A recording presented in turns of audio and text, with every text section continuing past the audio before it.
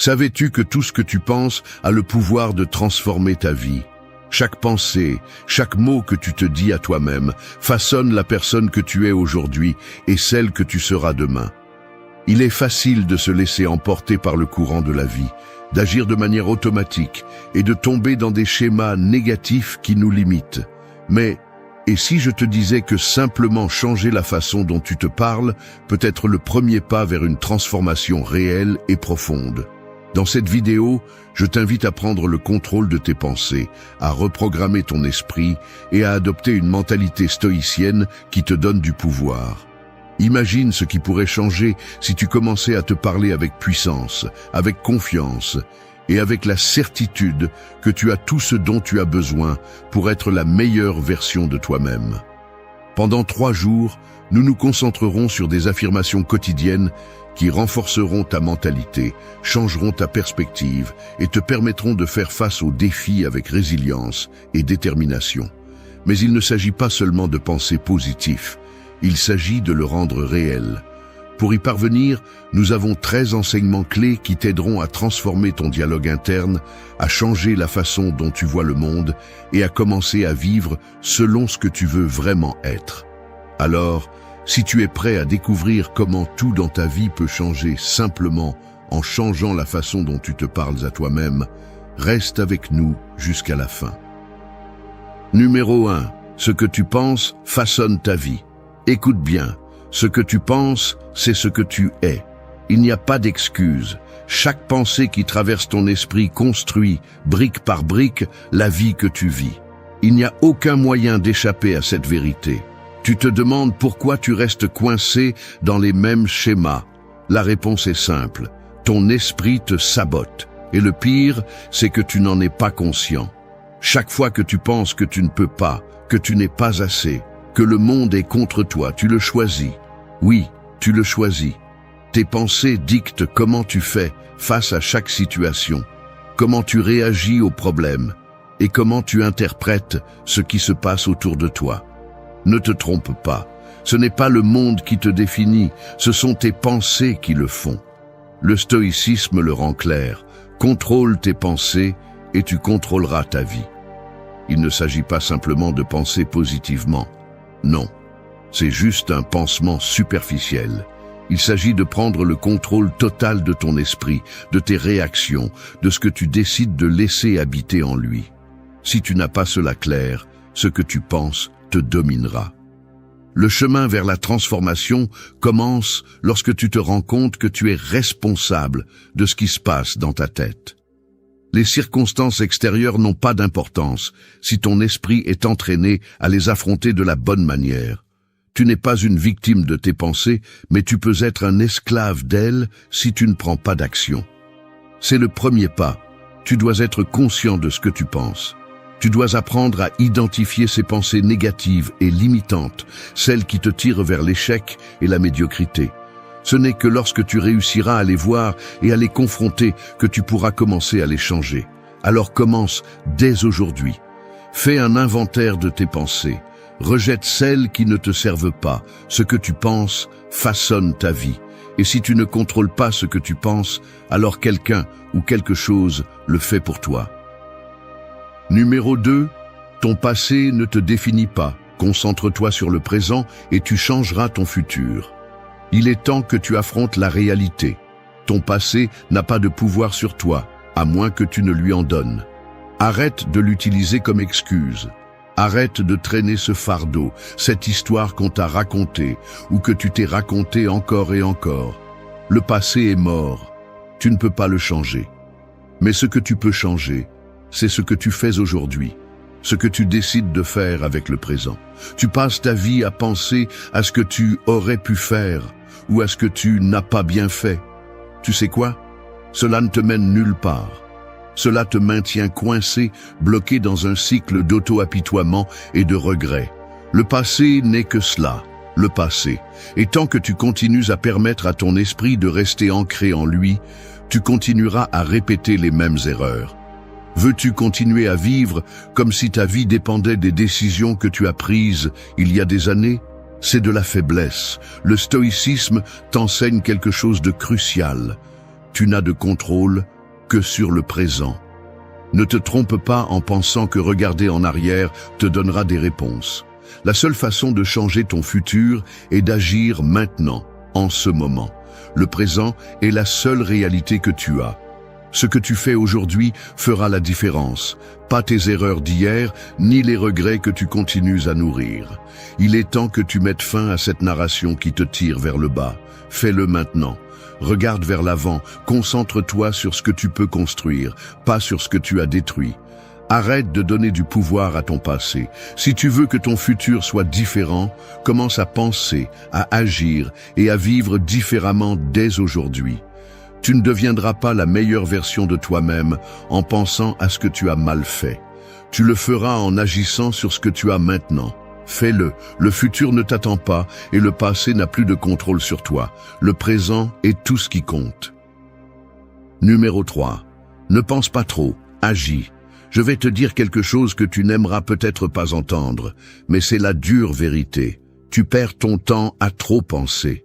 Ce cycle constant d'analyse, de doute et de supposition ne te mène nulle part. À quoi cela te sert-il de penser sans agir? T'a-t-il déjà été utile de rester coincé dans ta tête? Non. La paralysie par l'analyse ne fait que te retenir. Il est naturel de penser que tu as besoin de toutes les informations avant de prendre une décision. C'est une erreur.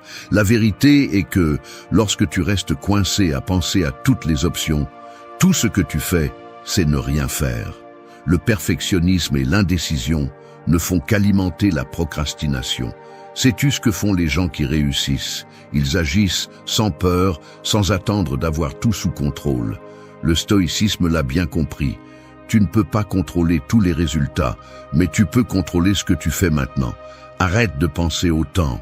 L'action est ce qui te fait avancer, pas la réflexion sans fin. Le simple fait d'agir, de faire le premier pas, est déjà un progrès. Oses-tu laisser de côté les doutes et te lancer dans l'action? C'est la différence entre ceux qui continuent à rêver et ceux qui font que les choses se passent. Chaque fois que tu restes à penser et à penser, ce que tu fais vraiment, c'est repousser ta vie. La peur de l'échec se déguise en préparation. Tu veux être prêt, parfait, sûr, mais la vérité est que tu ne seras jamais complètement prêt. La peur sera toujours là, à l'affût. Et si tu la laisses, elle te paralysera. La seule chose qui compte vraiment, c'est d'agir. Alors, fais quelque chose aujourd'hui. Pas demain, pas quand tu te sentiras plus préparé. Fais quelque chose maintenant. Peu importe si c'est petit, si c'est imparfait, si c'est incertain. Le simple fait d'agir te donnera de la clarté. C'est aussi simple que ça. Si tu continues à penser et à attendre le moment approprié, il ne viendra jamais. Il est temps que tu arrêtes de penser autant et que tu commences à agir. Qu'attends-tu? Numéro 4. Ce que tu consommes te contrôle. La vérité que tu dois accepter une fois pour toutes, c'est que tout ce que tu consommes te façonne. Je ne parle pas seulement de nourriture ou de boisson, mais de ce que tu vois, entends et lis. Est-ce que tu comprends? Tout ce qui entre dans ton esprit, dans ton corps et dans ton environnement t'influence. Et les personnes qui ne sont pas conscientes de cela sont celles qui deviennent esclaves de ce qu'elles consomment, de ce qu'on leur met devant sans réfléchir. Les réseaux sociaux, les informations, les conversations superficielles, les films de bas niveau, tout cela pollue ton esprit. Et le pire de tout, c'est que tu ne t'en rends pas compte. T'es-tu arrêté pour penser à comment ce que tu consommes affecte tes pensées, émotions et actions? Si tu es entouré de négativité, de discours vides, de plaintes constantes, qu'attends-tu qu'il arrive à ton attitude envers la vie? Tu deviens ce que tu consommes. Je te le répète, tu deviens ce que tu consommes. Le stoïcisme enseigne que l'autodiscipline et le contrôle de soi sont fondamentaux pour le bien-être. Mais comment peux-tu avoir de l'autodiscipline si tout ce que tu consommes te remplit de distractions et de confusion? L'esprit a besoin de ce qui est clair, de ce qui le renforce. Si tu te nourris de déchets mentaux et émotionnels, quelle sorte de vie espères-tu avoir? Le contrôle commence parce que tu décides de laisser entrer dans ta vie. Arrête d'être une éponge qui absorbe tout sans filtre. Le contenu que tu consommes définit ta perspective. Si tu te remplis de critiques, de commérages, de commentaires destructeurs, ton esprit se remplira de cela. Et que se passe-t-il lorsque ton esprit est plein de chaos? Eh bien, tu prends de mauvaises décisions, tu te frustres, tu te sens vide, incapable. Il est temps d'être plus sélectif. Choisis ce qui nourrit ton esprit, ce qui élève ton esprit, ce qui te rend meilleur. Ton esprit, comme ton corps, a besoin d'un régime sain. Ce que tu consommes te contrôle. Fais quelque chose à ce sujet. Fais-le maintenant. Numéro 5. Les réseaux sociaux ruinent ta concentration. Soyons clairs, les réseaux sociaux te détruisent. T'est-il déjà arrivé de te sentir productif, mais dès que tu ouvres ton téléphone, tu perds des heures? C'est ce que font les réseaux. Ils te volent ton temps, ton énergie et ta concentration.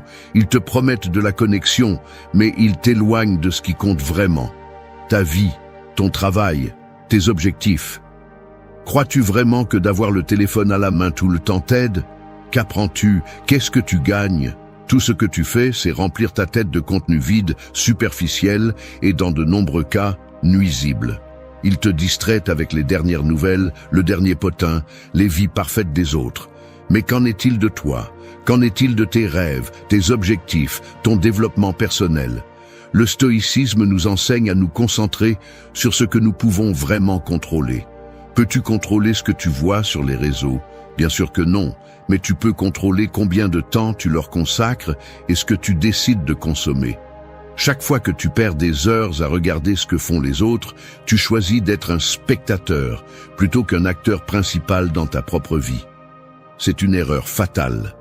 Arrête de penser que les réseaux sociaux te connectent. Tu es plus déconnecté que jamais. Tu es déconnecté de toi-même, de tes véritables objectifs, de ce qui compte vraiment pour toi. Ils te nourrissent de choses inutiles, qui n'ajoutent rien. Et le pire de tout, c'est que tu les acceptes comme si elles étaient la seule chose importante. Chaque fois que tu ouvres Instagram, Twitter ou n'importe quelle autre plateforme, ils te détournent de ce que tu devrais vraiment faire. C'est toi qui décides. Vas-tu continuer à permettre à quelque chose d'aussi trivial de ruiner ta concentration et de détruire ta productivité? Les réseaux sociaux ne t'aident pas, ils te trompent. Il est temps que tu prennes le contrôle. Si tu ne le fais pas, les réseaux sociaux continueront à gagner. Numéro 6. Reprogrammez votre esprit en 3 étapes. Il n'y a pas de secret ni de raccourci quand il s'agit de changer votre vie. Reprogrammer votre esprit n'est pas un processus magique. C'est un processus conscient et discipliné. Et même si cela semble difficile, ce n'est pas le cas si vous comprenez ce que vous devez faire. Je vais vous donner 3 étapes simples, mais puissantes, qui vous aideront à transformer votre façon de penser et par conséquent, votre vie. Première étape, reconnaître vos pensées. Avant de pouvoir changer quoi que ce soit, vous devez en être conscient. À quoi pensez-vous constamment? Sont-ce des pensées d'auto-limitation, de doute, de peur? Si vous continuez à permettre à ces pensées de contrôler votre vie, vous resterez coincé. La première étape est de vous arrêter et d'observer ce qui se passe dans votre tête. Ne l'ignorez pas, ne vous trompez pas en pensant que tout va bien. Si vous ne le confrontez pas, vous ne changerez jamais. Deuxième étape, remplacez le négatif par le positif. Le stoïcisme nous enseigne que nous avons le pouvoir sur nos réactions et nos pensées. Vous avez le contrôle. Chaque fois qu'une pensée négative apparaît, remplacez-la par quelque chose de positif et de rationnel. Par exemple, si vous pensez « je ne peux pas le faire », remplacez-le par « je peux apprendre à le faire ». Il ne s'agit pas d'ignorer les problèmes, mais de les affronter d'un point de vue positif, sans laisser la peur ou l'insécurité prendre le contrôle. Troisième étape, répétez, répétez et répétez. Il n'y a pas de magie ici, seulement de la répétition. Reprogrammer votre esprit est un travail constant. Vous devez être constant. Répétez les affirmations qui vous donnent du pouvoir. Répétez l'action positive. Répétez le changement de perspective. L'esprit fonctionne comme un muscle. Si vous ne l'exercez pas tous les jours, il s'atrophie. Répétez ce processus, jour après jour, jusqu'à ce que votre esprit commence à penser différemment. 3 étapes. Reconnaître, remplacer et répéter. N'attendez pas des résultats du jour au lendemain, mais si vous êtes constant, le changement sera réel. Vous décidez si vous restez coincé dans les mêmes pensées limitantes ou si vous prenez le contrôle et reprogrammez votre esprit pour le succès. Numéro 7. Redéfinis ta relation avec le temps. Écoute bien, le temps n'attend pas pour toi. L'horloge suit son cours. Et si tu ne prends pas le contrôle, tu le perds simplement. La façon dont tu vois le temps déterminera ce que tu accomplis dans cette vie. Arrête de le traiter comme quelque chose que tu as en surplus ou que tu peux gérer à ta guise. Le temps est ta ressource la plus précieuse, et si tu ne le comprends pas et ne le respectes pas, tu n'atteindras jamais ce que tu pourrais. Il est temps que tu redéfinisses ta relation avec le temps. Arrête de penser qu'il y aura toujours un demain pour faire ce que tu devrais être en train de faire aujourd'hui. Le temps ne te doit rien. N'attends pas que les conditions soient parfaites. La procrastination et l'attente sont les excuses que nous nous donnons pour ne pas agir, pour ne pas prendre de responsabilité. Si tu continues à attendre d'avoir plus de temps, ce que tu fais vraiment, c'est le perdre. Le stoïcisme nous enseigne que le temps est fugace et que chaque moment compte. La plus grande erreur que tu peux commettre est de vivre comme si le temps était infini. Il ne l'est pas. Chaque seconde que tu laisses passer sans être conscient de la façon dont tu l'utilises est une seconde perdue que tu ne récupéreras jamais. Ton temps doit être investi dans ce qui te rapproche vraiment de tes objectifs. Tu dois être sélectif avec ce que tu fais à chaque instant. Ne laisse pas les distractions, les urgences sans importance te voler ce que tu as de plus précieux. Redéfinis le temps comme ton allié. Fais en sorte que chaque jour compte, que chaque action soit significative. Ne gaspille pas ton temps sur ce qui ne te mène pas où tu veux aller. Tu dois commencer à voir le temps comme quelque chose de limité, comme ce qu'il est vraiment, et agir en conséquence. Prends le contrôle de ton temps dès maintenant. Si tu ne le fais pas, le temps te contrôlera, et c'est quelque chose avec lequel tu ne peux pas vivre. Numéro 8. Remercie chaque pas que tu as fait et chaque moment que tu vis. Il est temps que tu arrêtes de te plaindre et que tu commences à reconnaître l'abondance que tu as déjà. La gratitude n'est pas seulement une émotion, c'est un outil puissant pour changer ta mentalité et transformer ta vie. Si tu te concentres constamment sur ce qui te manque, sur ce que tu n'as pas encore accompli, ou sur ce que les autres ont et que tu n'as pas, tu seras pris dans un cycle d'insatisfaction et de manque. La gratitude te sort de cette mentalité de manque et te mène à un lieu de pouvoir. Quand a été la dernière fois que tu as vraiment apprécié ce que tu as? Non, je ne parle pas de ce que tu aimerais avoir, de ce que tu n'as pas encore obtenu, mais de tout ce qui est déjà devant toi. Ta santé, ta famille, ton foyer, même les petites choses quotidiennes que tu prends peut-être pour acquises. Chacun de ces détails est une bénédiction qui te rapproche d'une vie épanouie. Le stoïcisme nous enseigne que nous devons être conscients de ce que nous avons et non regretter ce qui nous manque.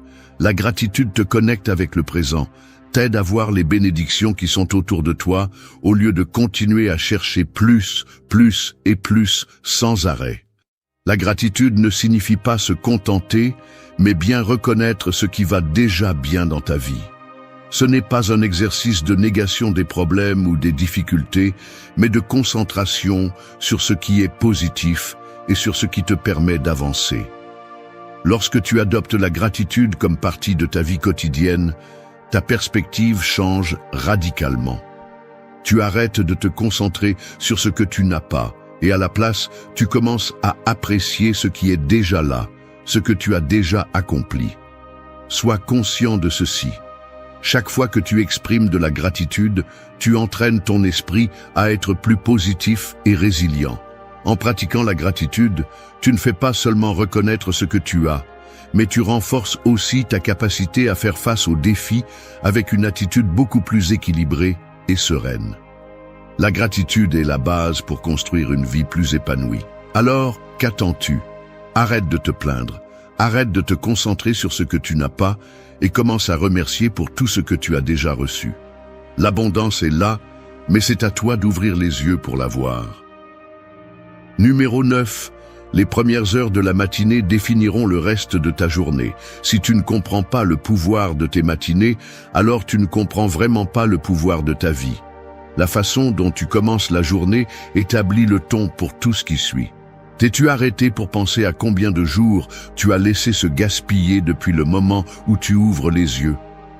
Le matin est le moment le plus important de ta journée. Et si tu ne profites pas de ce temps avec intention, tu donnes ton potentiel sans même t'en rendre compte.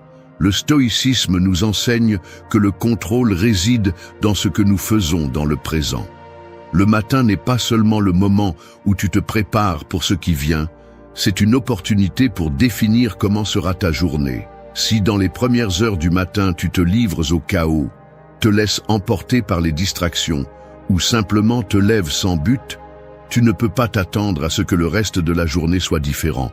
Le matin est ton premier champ de bataille, et comment tu l'affrontes détermine si tu gagneras la journée. Tu ne peux pas t'attendre à ce que tout se résolve de manière magique par lui-même, ni à ce que la journée arrive avec des résultats surprenants si tu n'agis pas dès le début. Chaque matin est une opportunité pour recommencer, pour te concentrer sur ce qui compte vraiment. Vas-tu te lever comme une personne entraînée par les heures ou vas-tu te lever avec intention, avec une clarté de but? Le matin est l'espace parfait pour commencer à prendre des décisions conscientes, pour prendre le contrôle et pour établir la direction de ce que tu veux accomplir. Réveille-toi tôt, consacre du temps à toi-même, fais de l'exercice, médite, réfléchis à tes objectifs. Ce n'est pas un luxe, c'est une nécessité. Les personnes réussies ne se lèvent pas tard, elles n'attendent pas que tout arrive par accident. Elles savent que les premières heures sont leur plus grand avantage. Les matins sont ton opportunité pour nourrir ton esprit, pour mettre en marche ton corps et pour préparer ton état d'esprit pour affronter les défis à venir. Si tu désires vraiment un changement, commence par les premières heures de la journée. C'est là que se prennent les décisions qui marqueront tout le reste. Les matins sont la clé. Numéro 10. La plupart des gens vivent en mode automatique. Briser le cycle. Laisse-moi te dire quelque chose que tu ne veux peut-être pas entendre. Tu vis en mode automatique. T'es-tu déjà arrêté pour réfléchir combien de fois par jour tu agis sans penser, sans conscience, sans intention? Du moment où tu te réveilles jusqu'à ce que tu te couches, beaucoup de tes actions ne sont que des répétitions mécaniques. Lève-toi, mange, travaille, rentre à la maison, dors, et ainsi, tous les jours. Est-ce la vie que tu veux avoir? Le stoïcisme nous rappelle que la véritable liberté se trouve dans la capacité d'agir avec conscience. La plupart des gens sont tellement pris dans leur routine qu'ils ne se rendent même pas compte de ce qu'ils font. Ils vivent en pilote automatique, laissant les circonstances et les habitudes les contrôler. Ils ne prennent pas de décision, ils réagissent simplement. Et tu sais quoi? Ce n'est pas vivre, c'est survivre. Tu te réveilles, tu fais les mêmes choses que d'habitude, tu suis les mêmes pensées, les mêmes croyances. Tu ne remets rien en question. Tu te laisses porter par la journée, comme un robot. Mais le pire de tout, c'est que tu laisses la vie passer sans t'impliquer activement dans ce qui compte vraiment. Tu perds le contrôle. Et que se passe-t-il lorsque tu n'as pas le contrôle de tes pensées, de tes actions et de tes décisions? Tu deviens une victime des circonstances. Tu te plains de ta situation, de ta vie, mais tu ne fais jamais rien pour la changer. Tu te contentes de suivre le courant. Cela doit s'arrêter. Le stoïcisme te donne un outil puissant pour sortir de cette routine, l'auto-observation. Il est temps que tu commences à prendre conscience de ce que tu fais. Fais une pause, réfléchis à tes actions et à tes pensées. Chaque fois que tu te trouves à agir sans penser, arrête-toi, respire et fais un choix plus conscient. La liberté commence dans ton esprit, dans ta capacité à choisir ce que tu veux faire au lieu de suivre comme un automate. Arrête de réagir et commence à vivre de manière active et déterminée. Il est temps que tu prennes les rênes de ta vie, que tu arrêtes de vivre sans contrôle et que tu commences à décider vraiment comment tu veux être. Numéro 11. Parle de ton avenir avec certitude, pas avec doute. Les mots que tu choisis sont puissants. Et si tu parles constamment de ton avenir avec doute, tu sabotes littéralement ce que tu pourrais devenir. As-tu remarqué combien de fois tu doutes de toi-même, de tes capacités ou de ce que tu seras capable d'accomplir? Chaque fois que tu doutes, tu donnes du pouvoir à l'incertitude, à la peur et à l'insécurité. Mais que se passerait-il si tu parlais de ton avenir avec certitude, avec confiance, comme si tu étais déjà destiné à le réaliser?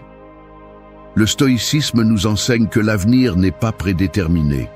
Peu importe ce qui s'est passé auparavant, ni les difficultés que tu affrontes maintenant.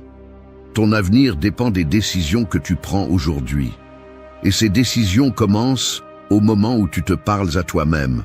Si tu parles avec doute, si tu penses que tu ne peux pas, si tu imagines des obstacles insurmontables, alors tu construis déjà cet avenir incertain. Mais si tu parles avec certitude, si tu sais ce que tu veux et l'affirmes fermement, tu sèmes les graines de cet avenir que tu désires.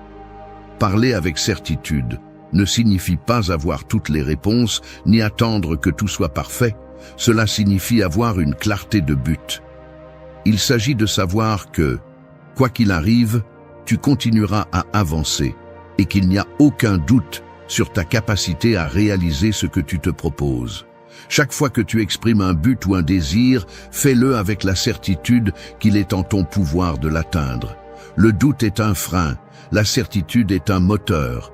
Arrête de dire « peut-être » et commence à dire « je le ferai ».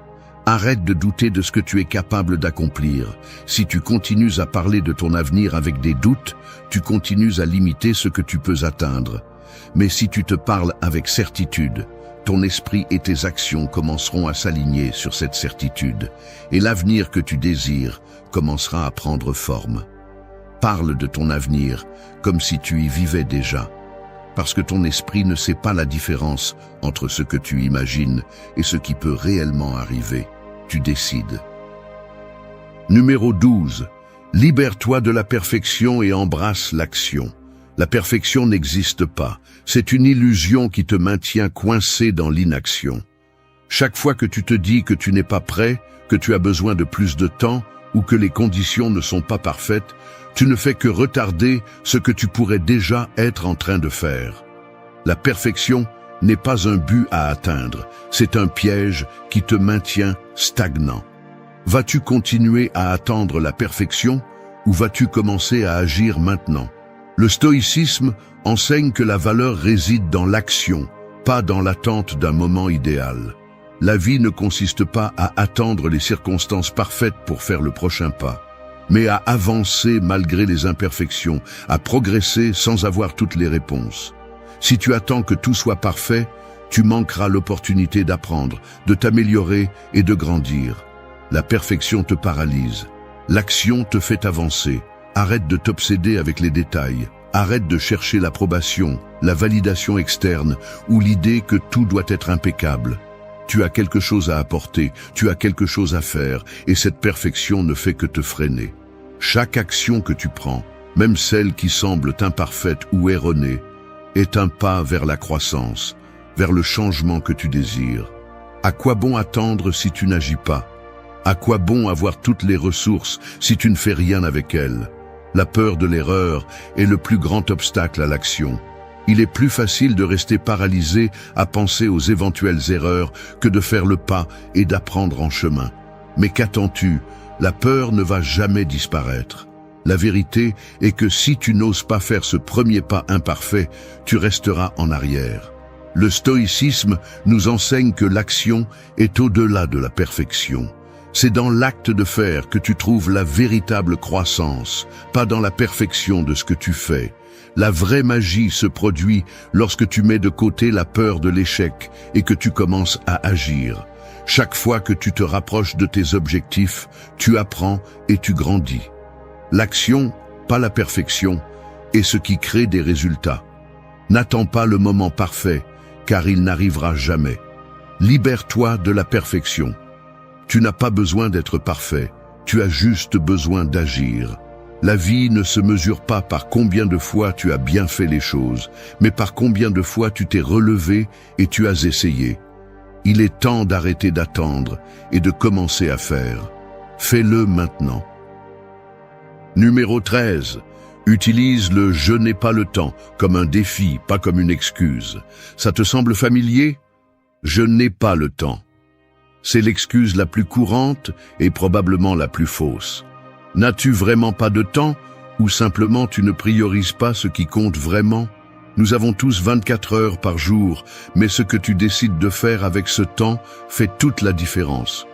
Je n'ai pas le temps n'est rien de plus qu'une façon d'éviter la responsabilité. Il est facile de blâmer le temps pour ne pas faire les choses, mais combien de fois as-tu trouvé de l'espace pour des choses qui ne sont pas si importantes? Le stoïcisme nous enseigne que le temps n'est pas trouvé, le temps est créé. Ce n'est pas une question d'attendre le moment parfait, d'avoir un espace libre dans ton emploi du temps, ou d'attendre que les circonstances soient favorables. Tu fais le temps. Si quelque chose est vraiment important pour toi, tu le trouves, tu le priorises, tu le fais arriver. Le « je n'ai pas le temps » n'est qu'une excuse pour éviter de faire face à ce qui compte vraiment pour toi. Il est plus facile de se cacher derrière le manque de temps que de passer à l'action. Utilise le « je n'ai pas le temps » comme un défi. Demande-toi pourquoi tu sens que tu n'as pas de temps. Est-ce par manque d'organisation? Est-ce parce que tu ne sais pas établir des priorités? Peut-être que tu remplis simplement ta journée avec des activités qui ne te rapprochent pas de tes objectifs. Est-ce vraiment ce que tu veux pour ta vie? Remplir ton temps avec ce qui n'a pas d'importance et ensuite te lamenter de ne pas accomplir ce qui compte vraiment? Ce schéma te limite et il est temps de le briser. Le temps est une ressource limitée et les excuses que tu te donnes ne servent qu'à te maintenir là où tu es. Tu n'as pas le temps de faire de l'exercice? Fais de la place. Tu n'as pas le temps de lire. Fais de la place. Tu n'as pas le temps de travailler sur tes rêves. Fais de la place. Les personnes qui accomplissent de grandes choses sont celles qui créent du temps pour ce qui compte vraiment. Arrête de voir le « je n'ai pas le temps » comme une barrière et commence à le voir comme un défi. À quel point es-tu déterminé à changer? Si tu veux vraiment accomplir quelque chose, le temps peut toujours être trouvé. Fais-le maintenant, n'attends pas que le moment parfait arrive. La plupart des gens veulent plus dans la vie. Plus de succès, plus d'argent, plus de respect, plus de paix. Mais il y a quelque chose qu'ils ne comprennent pas. Tu ne récoltes pas ce que tu désires, tu récoltes ce que tu sèmes. Et ce que tu sèmes est dans ton esprit. Ton esprit n'est pas un lieu passif où les choses se passent simplement comme ça. C'est un terrain. Ce que tu plantes là-bas grandira, que tu le veuilles ou non. Si tu plantes des excuses, des limites grandiront. Si tu plantes des plaintes, la misère grandira. Mais si tu plantes de la discipline, le pouvoir grandira. Maintenant, voici la vérité que la plupart ne veulent pas entendre. Tu ne peux pas avoir un esprit faible et espérer une vie forte. Tu ne peux pas te laisser emporter par chaque pensée poubelle qui te traverse l'esprit et espérer devenir quelqu'un d'invincible. Ça ne fonctionne pas comme ça. Si ton esprit est une rivière, vers où coule-t-elle? Vers la médiocrité, le doute et la peur, ou vers le contrôle, la clarté et la détermination? Parce que cette rivière emporte tout ce que tu es. Et si tu n'apprends pas à la diriger, elle t'emmènera là où tu n'as jamais voulu être. Aujourd'hui, nous allons parler de comment forger un esprit fort. Pas avec de jolies phrases, pas avec une théorie vide, avec des principes réels, avec des outils que tu peux appliquer tous les jours. Parce qu'un esprit fort n'est pas un cadeau, c'est une construction. Et si tu n'es pas prêt à le construire, alors ne te plains pas de ce que tu récoltes. 1. Si ton esprit est une rivière, assure-toi qu'elle coule là où tu le souhaites. Ton esprit n'est jamais immobile, ce n'est pas un lac, ce n'est pas une flaque d'eau, c'est une rivière en mouvement constant. Et cette rivière peut te mener au succès ou à la ruine, selon la direction qu'elle prend. Mais voici le problème, la plupart des gens ne se rendent même pas compte qu'ils sont à la dérive. Tu te réveilles et la première chose que tu fais est de vérifier ton téléphone, d'absorber des nouvelles inutiles, de te perdre dans les réseaux sociaux. Dès le premier instant de la journée, ta rivière coule déjà dans la mauvaise direction. Ensuite, tu ressens de l'anxiété, tu n'avances pas, tout semble hors de ton contrôle. C'est simple, si tu ne choisis pas consciemment la direction de ton esprit, quelqu'un d'autre le fera pour toi. Ton environnement, Les personnes avec qui tu parles, les contenus que tu consommes, les pensées auxquelles tu donnes de l'espace, tout cela détermine la direction de ta rivière. Et si tu ne la contrôles pas, tu finiras dans un endroit où tu n'as jamais voulu être. Chaque action que tu répètes, chaque idée que tu permets dans ta tête, chaque émotion que tu nourris est comme une pierre dans le lit de cette rivière, lui donnant forme et vitesse. Le problème est que beaucoup laissent leur rivière être contaminée par tout ce qui les entoure. Ils laissent leur énergie se drainer dans des soucis inutiles, des disputes sans sens, des problèmes qui ne sont même pas les leurs. Ils mettent leur esprit en mode automatique et se laissent emporter. Et quand ils se rendent compte qu'ils sont coincés dans la médiocrité, la frustration ou l'impuissance, il est déjà trop tard. Une rivière ne change pas de cours juste comme ça. Il faut la modeler, il faut creuser de nouvelles routes, il faut la forcer à se déplacer dans la bonne direction. Et cela ne se fait pas avec de bonnes intentions, cela se fait avec de l'action. Si chaque jour tu nourris ton esprit avec des informations précieuses, avec des idées qui te poussent à t'améliorer, avec des pensées qui renforcent ton caractère, ta rivière se dirige vers la croissance. Mais si chaque jour tu la remplis de distractions, de négativité et de déchets mentaux, cette même rivière te mènera directement à la médiocrité. Ce n'est pas une question de chance ou de talent, c'est une question de focus. Là où tu mets ton attention, c'est là que ta vie se dirige. Et si tu n'as pas le contrôle de ton esprit, alors quelqu'un d'autre l'aura. Les entreprises, les réseaux sociaux, les médias, le bruit extérieur, tous se battent pour ton attention, parce qu'ils savent que celui qui contrôle l'esprit des masses contrôle leurs décisions, leur argent et leur avenir. C'est pourquoi la clé est de couper le flux de tout ce qui pollue ton esprit et de n'ouvrir la voie qu'à ce qui le renforce. Choisir consciemment ce que tu consommes, ce que tu permets dans ta vie, quelles idées tu décides d'accepter. Tu ne peux pas contrôler le monde, mais tu peux contrôler ce que tu laisses entrer dans ta tête. Et c'est la différence entre être emporté par le courant ou être celui qui le dirige.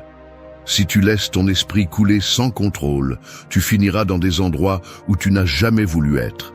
Si tu prends le contrôle, tu l'amèneras exactement là où tu veux aller. Une rivière sans direction suit simplement le courant. Et le courant, dans ce monde, mène à la médiocrité. Chaque jour, tu as une opportunité. Soit tu décides de diriger ton esprit vers le bon endroit, soit tu permets à tout ce qui est externe de le faire pour toi. Il n'y a pas de juste milieu. Soit tu prends le contrôle, soit tu es contrôlé. 2. Tes pensées sont des graines. Décide ce que tu vas récolter. Chaque pensée que tu permets dans ton esprit est une graine que tu as plantée. Et tôt ou tard, elle va grandir. Peu importe si c'était une pensée fugitive ou quelque chose sur lequel tu as tourné en rond toute la journée, chacune d'elles prend racine, s'enracine et commence à prendre forme dans ta vie. Si tu remplis ton esprit de doute, de peur, de plainte et d'excuses, qu'espères-tu récolter? Tu ne peux pas espérer de la confiance quand tout ce que tu as semé est l'insécurité. Tu ne peux pas espérer de la discipline quand tout ce que tu as semé est la procrastination. Tu ne peux pas espérer du succès si tout ce que tu as semé sont des excuses pour ne pas bouger. Voici le piège. La plupart ne se rendent même pas compte de ce qu'ils sèment. Ils pensent que ce qui passe par leur tête n'a pas d'importance, que ce ne sont que des pensées sans conséquence. Mais les pensées ne sont pas neutres. Elles te renforcent ou te affaiblissent. Elles te rapprochent de là où tu veux être ou t'en éloignent. Il n'y a pas de juste milieu. Le problème est que la plupart des gens ont cultivé un terrain mental pourri, plein de mauvaises herbes, de négativité, de peur, de doute. Et ensuite, ils se demandent pourquoi leur vie ne s'améliore pas, pourquoi ils ont l'impression d'être coincés dans le même cycle, pourquoi rien ne change. La réponse est dans ce qu'ils ont semé tous les jours.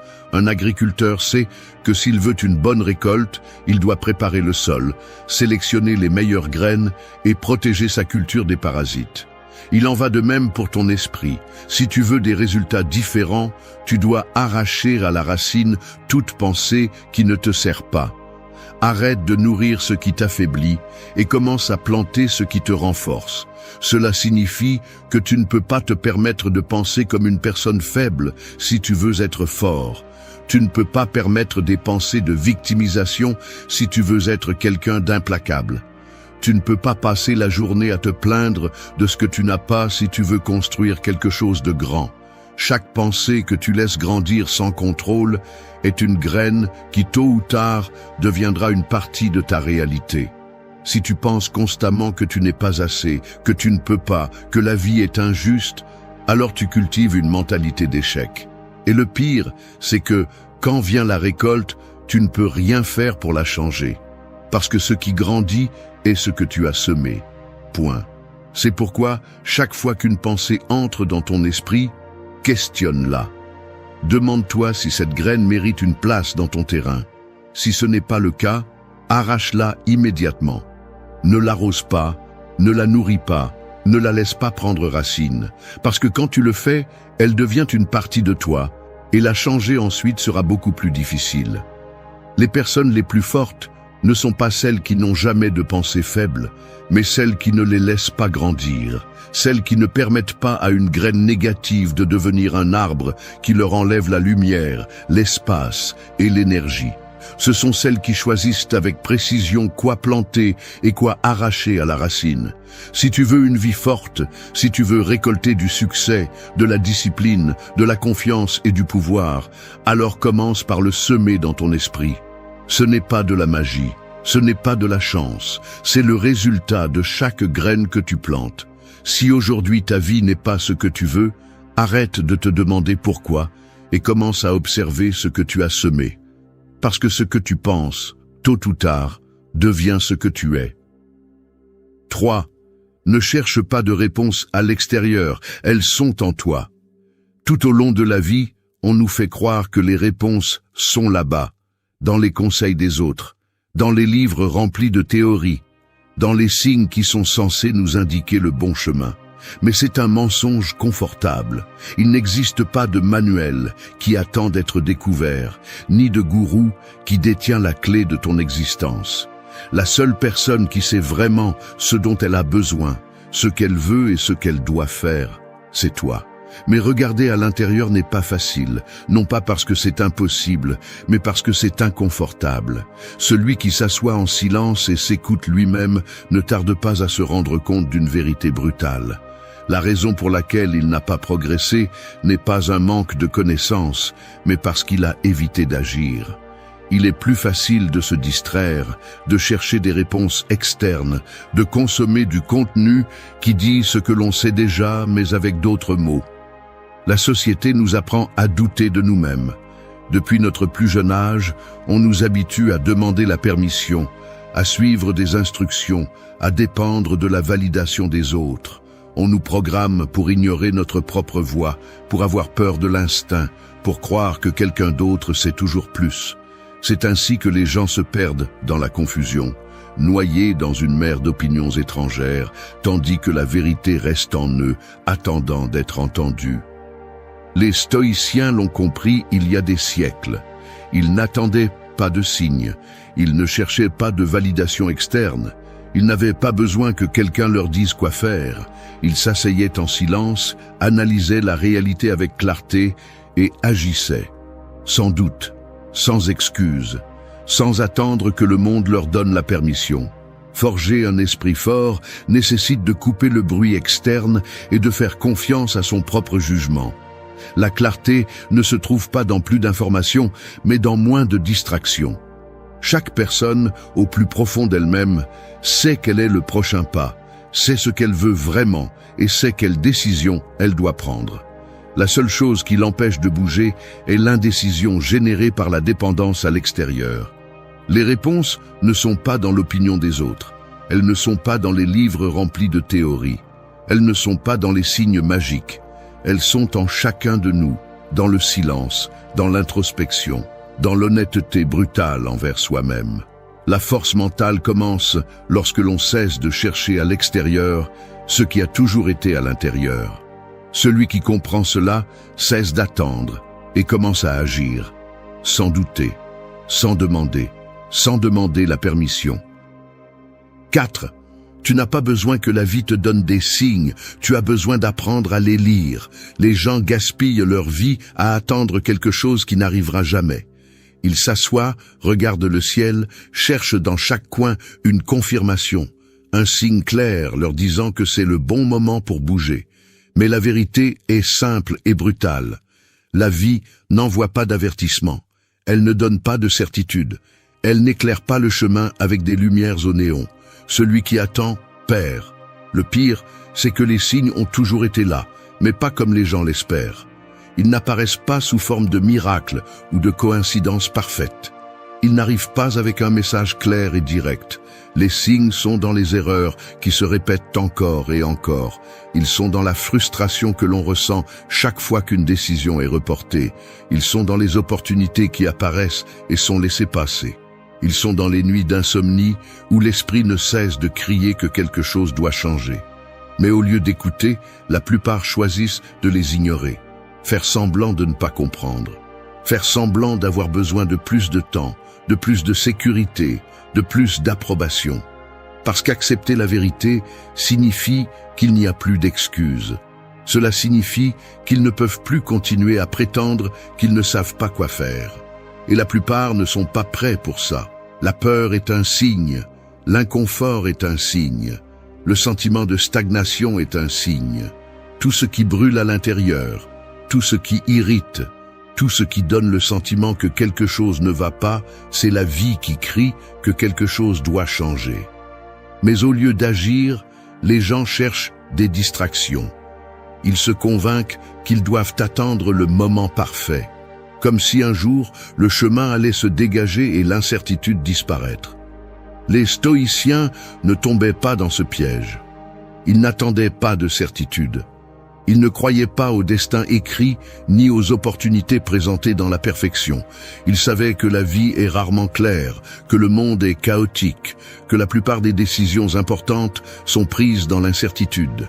Ils n'attendaient pas de signes divins, ils lisaient la réalité. Ils ne cherchaient pas des moments parfaits, ils créaient leurs propres opportunités. La question n'a jamais été de savoir si les signes existent. Ils existent. Ils ont toujours existé. Ce qui sépare ceux qui avancent de ceux qui restent en arrière, c'est la capacité de les voir, la capacité d'accepter ce qui est évident mais inconfortable, la capacité d'arrêter de demander plus de clarté et de commencer à bouger avec ce que l'on a déjà. Si le corps est épuisé tout le temps, c'est un signe que quelque chose ne va pas. Si chaque jour est une répétition du précédent sans progrès réel, c'est un signe. S'il y a une idée, un rêve, un objectif qui ne disparaît jamais de l'esprit, mais qui n'est jamais travaillé, c'est un signe. Et si la peur apparaît chaque fois que l'on pense à un changement, c'est le plus grand signe de tous. Parce que la peur n'apparaît pas là où il y a du confort, elle apparaît là où il y a de la croissance. Personne ne va donner de réponse. Personne ne va confirmer quel est le prochain pas. Celui qui continue à attendre une validation externe reste au même endroit. Celui qui apprend à lire la vie, à interpréter son propre inconfort, à agir même sans certitudes absolues, est celui qui avance. Les signes ne sont pas le problème. Le problème est l'incapacité de les accepter, l'incapacité d'agir sans garantie, la lâcheté d'attendre une poussée externe quand au fond tout est déjà clair. Le moment parfait n'arrive jamais. Les certitudes n'arrivent jamais. La vie a déjà parlé. Il reste à chacun de décider s'il veut écouter ou continuer à faire semblant de ne pas comprendre le message. Les mots créent des réalités. Ce que tu dis devient ce que tu es. Et l'excuse la plus dangereuse n'est pas celle que tu donnes au monde, mais celle que tu te répètes à toi-même jusqu'à ce que tu y crois. Les excuses ne semblent pas être un problème au début. Elles semblent petites, inoffensives, presque raisonnables. Un « aujourd'hui n'est pas le jour », un « je n'ai pas assez d'expérience », un « je le ferai demain ». Mais ces phrases sont des graines, petites au début, invisibles, mais avec des racines profondes. Et quand elles grandissent, elles ne laissent de place pour rien d'autre. Le problème n'est pas d'échouer, ce n'est pas de tomber, ce n'est pas de prendre de mauvaises décisions. Le problème est de justifier l'inaction, de se convaincre qu'il existe une raison valable de ne pas essayer. Car c'est alors que le véritable dommage se produit. Quand la personne non seulement cesse d'avancer, mais commence à construire des murs mentaux qui la maintiennent coincée au même endroit. Chaque fois que quelqu'un se justifie, il renforce une identité. Je ne suis pas de ceux qui prennent des risques. Je ne suis pas assez bon. Je n'ai pas la chance des autres. Et ce qui au début n'était qu'une phrase lâchée devient avec le temps un dogme, un verrou auto-imposé. Ceux qui sont devenus inébranlables ne sont pas ceux qui n'ont jamais ressenti de peur ou de doute, mais ceux qui ont décidé que leur volonté pesait plus que leurs excuses. Ils n'ont pas attendu le moment parfait, ils n'ont pas eu besoin de garantie, ils n'ont pas demandé la permission. Non pas parce qu'ils étaient plus forts, mais parce qu'ils ont compris que le plus grand piège de l'esprit est le récit de l'excuse. Un athlète ne cesse pas de s'entraîner parce que son corps lui fait mal. Un guerrier ne cesse pas de se battre parce qu'il est fatigué. Un architecte n'abandonne pas son œuvre parce qu'il pleut. Seuls ceux qui cherchent des justifications voient dans chaque obstacle une raison de s'arrêter. La société nourrit l'idée que tout doit se sentir bien, que le moment idéal va arriver, que les conditions doivent être parfaites. Mais l'histoire n'a jamais été écrite par ceux qui ont attendu des circonstances idéales. Elle a été écrite par ceux qui ont bougé malgré tout. Les excuses peuvent être sophistiquées, elles peuvent sembler intelligentes, elles peuvent même recevoir l'approbation des autres, mais elles ne construisent rien, elles ne bougent pas le monde, elles ne laissent pas de traces. Celui qui passe sa vie à justifier son manque d'action devient un architecte de barrières invisibles. Il construit avec des mots ce qu'il ne pourra ensuite pas démolir avec des actions. Il n'y a pas de succès sans sacrifice. Il n'y a pas de croissance sans inconfort, il n'y a pas de force sans résistance. Mais il y a quelque chose de pire que d'échouer, se convaincre que tu ne pouvais pas essayer en premier lieu. Si tu sèmes des excuses, tu récolteras des limites. Mais si tu sèmes de la détermination, tu récolteras une version de toi que tu n'as jamais pensé possible. La différence entre ceux qui avancent et ceux qui restent en arrière n'est pas le talent, ce n'est pas la chance. Ce n'est pas l'opportunité, c'est le nombre d'excuses qu'ils sont prêts à détruire. 6. Le passé est un mirage, le présent est le seul outil réel. Le passé est une histoire que votre esprit réécrit chaque fois que vous vous en souvenez. Ce n'est pas un enregistrement exact, ce n'est pas une vérité immuable, ce n'est pas une condamnation écrite dans la pierre. C'est un mirage, une illusion construite par la mémoire, filtrée par les émotions, déformée par la façon dont vous choisissez de la voir. Et pourtant, la plupart des gens marchent les yeux fixés sur ce qui a déjà été, comme si regarder en arrière pouvait changer quelque chose. Ce que vous avez fait ou n'avez pas fait, ce que vous avez accompli ou perdu, ce qui était juste ou injuste. Rien de tout cela n'a de poids réel dans le présent, à moins que vous ne le lui donniez. Le passé ne vous retient pas. Ce qui vous retient, c'est de vous y accrocher, de lui donner plus d'importance qu'il ne mérite, de l'utiliser comme une excuse pour justifier l'inaction. Les stoïciens l'ont compris il y a des siècles. La seule réalité qui compte est celle que vous avez maintenant devant vous. Pas celle qui a été, pas celle qui aurait pu être, pas celle que vous espérez qu'elle arrive. Seulement ce qui existe en cet instant, parce que le passé est déjà passé et que l'avenir n'existe pas encore.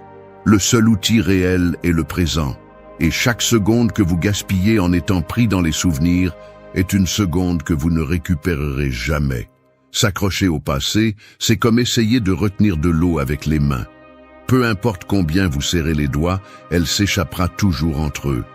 Mais beaucoup de gens restent là, les poings fermés autour de ce qui n'existe plus, refusant d'accepter qu'ils ne peuvent pas le changer. Certains s'accrochent à de vieilles victoires, convaincus que le meilleur de leur vie est déjà derrière eux. D'autres se lient à leurs échecs, se répétant qu'ils ne sont pas assez bons parce qu'ils ont échoué à un moment donné. Mais tous deux commettent la même erreur, vivre dans une dimension qui n'existe plus. Le passé est un mirage, car ce n'est pas le passé qui compte, mais l'histoire que vous décidez de raconter à son sujet. Deux personnes peuvent avoir vécu exactement la même expérience, mais l'une l'utilisera comme carburant pour avancer, et l'autre comme encre pour rester en arrière. Il ne s'agit pas d'ignorer ce qui a été, mais de comprendre qu'il n'a pas plus de pouvoir que celui que vous lui donnez. Ce que vous avez bien fait, utilisez-le comme base. Ce que vous avez mal fait, utilisez-le comme leçon, mais ne restez pas coincé dans l'un ou l'autre. Chaque fois que votre esprit vous entraîne vers des souvenirs que vous ne pouvez plus changer, demandez-vous ce que vous pouvez faire maintenant pour avancer. Parce que penser au passé ne change rien. La seule chose qui change les choses est l'action présente. Le passé peut être un enseignant ou une prison. Et la différence entre les deux est simple, apprendre de lui et avancer, ou s'y accrocher et rester coincé. Le temps ne se déplace que dans une direction. La vie continue d'avancer. La seule question est de savoir si vous avancerez avec elle ou si vous resterez à regarder en arrière pendant que tout autour de vous continue de changer. Si vous voulez de la force mentale, si vous voulez de la clarté, si vous voulez un véritable pouvoir sur votre vie, arrêtez de donner plus de poids à l'histoire de ce qui a été et commencez à écrire l'histoire de ce que vous faites maintenant. Parce que la seule chose qui existe vraiment est ce moment. 7. Si tu maîtrises ton dialogue interne, tu conquéras le monde extérieur. Ton esprit est l'architecte de ta réalité. Ce que tu penses, ce que tu te répètes, ce que tu permets de s'installer dans ta tête, devient le plan de ce que tu construis dans le monde. Si le dessin est faible, la structure sera faible. Si le dessin est solide, rien ne pourra le renverser. La plupart perdent la bataille avant de faire le premier pas parce que leur ennemi n'est pas dehors. Il est à l'intérieur. La voix qui dit que tu n'es pas assez, c'est trop difficile, mieux vaut attendre, qu'est-ce que les autres vont penser? Cette voix est celle qui ruine plus de vie que tout obstacle extérieur. Ce n'est pas le manque d'opportunités, ce n'est pas la chance, ce n'est pas que le monde est injuste. C'est le sabotage interne, la guerre psychologique que beaucoup ne réalisent même pas qu'ils mènent. Les mots que tu te dis sont des ordres directs à ton corps et à ton action. Si tu te parles comme un perdant, tu agiras comme tel. Si tu te parles comme quelqu'un sans option, ton esprit cessera de les chercher. Chaque fois que tu répètes une excuse, chaque fois que tu valides un doute, tu renforces la structure d'un monde dans lequel tu es faible. Non pas parce que tu l'es, mais parce que tu as construit cette identité avec chaque pensée. L'esprit ne distingue pas entre ce qu'il dit par habitude et ce qu'il dit sérieusement. Si chaque jour tu répètes à ta tête que tu ne peux pas, que tu ne vaux rien, que quelque chose est impossible, elle l'acceptera comme vérité. Et le pire, c'est que cette idée ne mourra pas dans ta tête. Elle se reflètera dans chaque décision, dans chaque attitude, dans la façon dont tu marches, dans l'énergie que tu transmets, dans la façon dont tu affrontes les problèmes. Mais la même chose se produit à l'inverse. Si tu commences à modeler ton dialogue interne avec force, si tu arrêtes de nourrir la voix faible, si tu remplaces chaque pensée défaitiste par un ordre de pouvoir, ton corps, tes actions et ta vie le reflèteront. Il ne s'agit pas de te mentir, il ne s'agit pas de phrases vides de motivation, il s'agit d'entraîner ton esprit à travailler en ta faveur plutôt qu'en ta défaveur. Quand tu fais face à une difficulté, au lieu de dire c'est trop, change pour je vais trouver un moyen. Quand quelque chose va mal, au lieu de penser je suis un échec, change pour c'est une partie du processus. Cela ne signifie pas ignorer la réalité, cela signifie te conditionner pour répondre avec force plutôt qu'avec défaite. La différence entre ceux qui accomplissent quelque chose de grand et ceux qui passent leur vie à le souhaiter n'est pas l'intelligence, ni le talent, ni les ressources. C'est le contrôle qu'ils ont sur leurs propres pensées. Certains laissent le doute, la peur et l'insécurité dicter leur destin. D'autres choisissent de programmer leur esprit pour avancer, peu importe ce qui se passe. Si tu te parles comme quelqu'un de fragile, tu deviendras fragile. Si tu te parles comme quelqu'un qui n'a pas d'autre choix que d'avancer, tu avanceras. L'esprit est un outil, mais comme tout outil, il peut être utilisé pour construire ou pour détruire. Celui qui ne contrôle pas son dialogue interne ne contrôle rien, mais celui qui maîtrise son esprit façonne son monde à sa mesure. 8. Ne cherche pas la paix dans le monde si tu n'as pas fait la paix avec toi-même. Le monde est un reflet de ce que tu portes en toi. Si ton esprit est un chaos, le monde sera un chaos. Si tu vis en guerre avec toi-même, tu verras la guerre partout. Peu importe combien tu cours, combien tu te distrais, combien tu essaies de l'éviter. Ce que tu ne résous pas en toi, tôt ou tard, te rattrapera. La plupart des gens passent leur vie à chercher la paix au mauvais endroit. Ils pensent qu'ils la trouveront lorsqu'ils atteindront un objectif, lorsqu'ils auront de l'argent, lorsqu'ils seront avec la bonne personne, lorsque les choses seront plus faciles. Ils se disent que la paix vient de l'extérieur, qu'elle dépend des circonstances. Mais la paix n'est pas dans ce que tu as, dans ce que tu accomplis ou dans ce qui t'entoure. La paix est une décision. Et si tu ne la construis pas en toi, tu ne la trouveras nulle part. Il y a des gens qui ont tout et qui vivent pourtant en conflit constant. Il y en a d'autres qui ont traversé l'enfer et qui ont pourtant trouvé le calme au milieu du chaos. La différence entre les uns et les autres ne réside pas dans leurs conditions, mais dans la relation qu'ils entretiennent avec eux-mêmes. Si ton esprit est un champ de bataille, peu importe où tu te trouves, tu auras toujours l'impression de te battre. Faire la paix avec toi-même ne signifie pas te résigner, ne signifie pas te rendre, ne signifie pas accepter une vie médiocre. Cela signifie arrêter de te punir pour ce que tu ne peux pas changer, arrêter de traîner le poids du passé, arrêter de vivre avec une liste infinie de raisons pour lesquelles tu n'es jamais assez. Tu ne peux pas avancer si tu restes enchaîné à une version de toi qui n'existe plus. Beaucoup cherchent la paix dans la validation externe, dans l'approbation des autres, dans l'acceptation d'un monde qui ne sera jamais complètement de leur côté. Ils s'efforcent de s'intégrer, d'être acceptés, de prouver quelque chose à des personnes qui ne pensent même pas à eux. Mais la paix n'est pas dans le fait d'être compris, elle est dans le fait de se comprendre soi-même. Le problème est que faire face à son propre esprit est inconfortable. Il est plus facile de blâmer le monde, de dire que le problème est à l'extérieur, de continuer à fuir dans les distractions, dans les plaisirs momentanés, dans le bruit externe. Mais la vraie paix ne se trouve pas en évitant le conflit interne, elle se trouve en le traversant. Elle se trouve quand tu décides de te regarder en face, sans peur, sans masque, sans autotromperie. La réalité est que la plupart des gens n'ont pas besoin de plus de choses, n'ont pas besoin de plus de reconnaissance, n'ont pas besoin que le monde change. Ce dont ils ont besoin, c'est du silence. Ils ont besoin d'apprendre à être avec eux-mêmes sans chercher une issue. Ils ont besoin de lâcher tout ce qui les a gardés coincés dans le même cycle, parce que personne qui est en paix avec lui-même ne se sent perdu dans le monde. La paix intérieure ne consiste pas à ne pas ressentir de peur, elle ne consiste pas à ne pas avoir de doute, elle ne consiste pas à éliminer toute pensée négative. Elle consiste à apprendre à être calme malgré tout cela. Elle consiste à accepter qu'il y aura toujours du bruit, toujours du chaos, toujours des difficultés, mais que rien de tout cela ne peut te sortir de ton centre si tu as vraiment travaillé à le construire.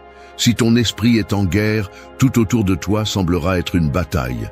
Si ton esprit est calme, même au milieu de la tempête, tu seras capable de voir clairement.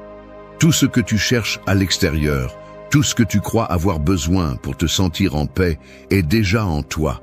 Tu dois juste décider de le voir. Le monde ne sera jamais complètement paisible. Il y aura toujours des problèmes, toujours des injustices, toujours du bruit.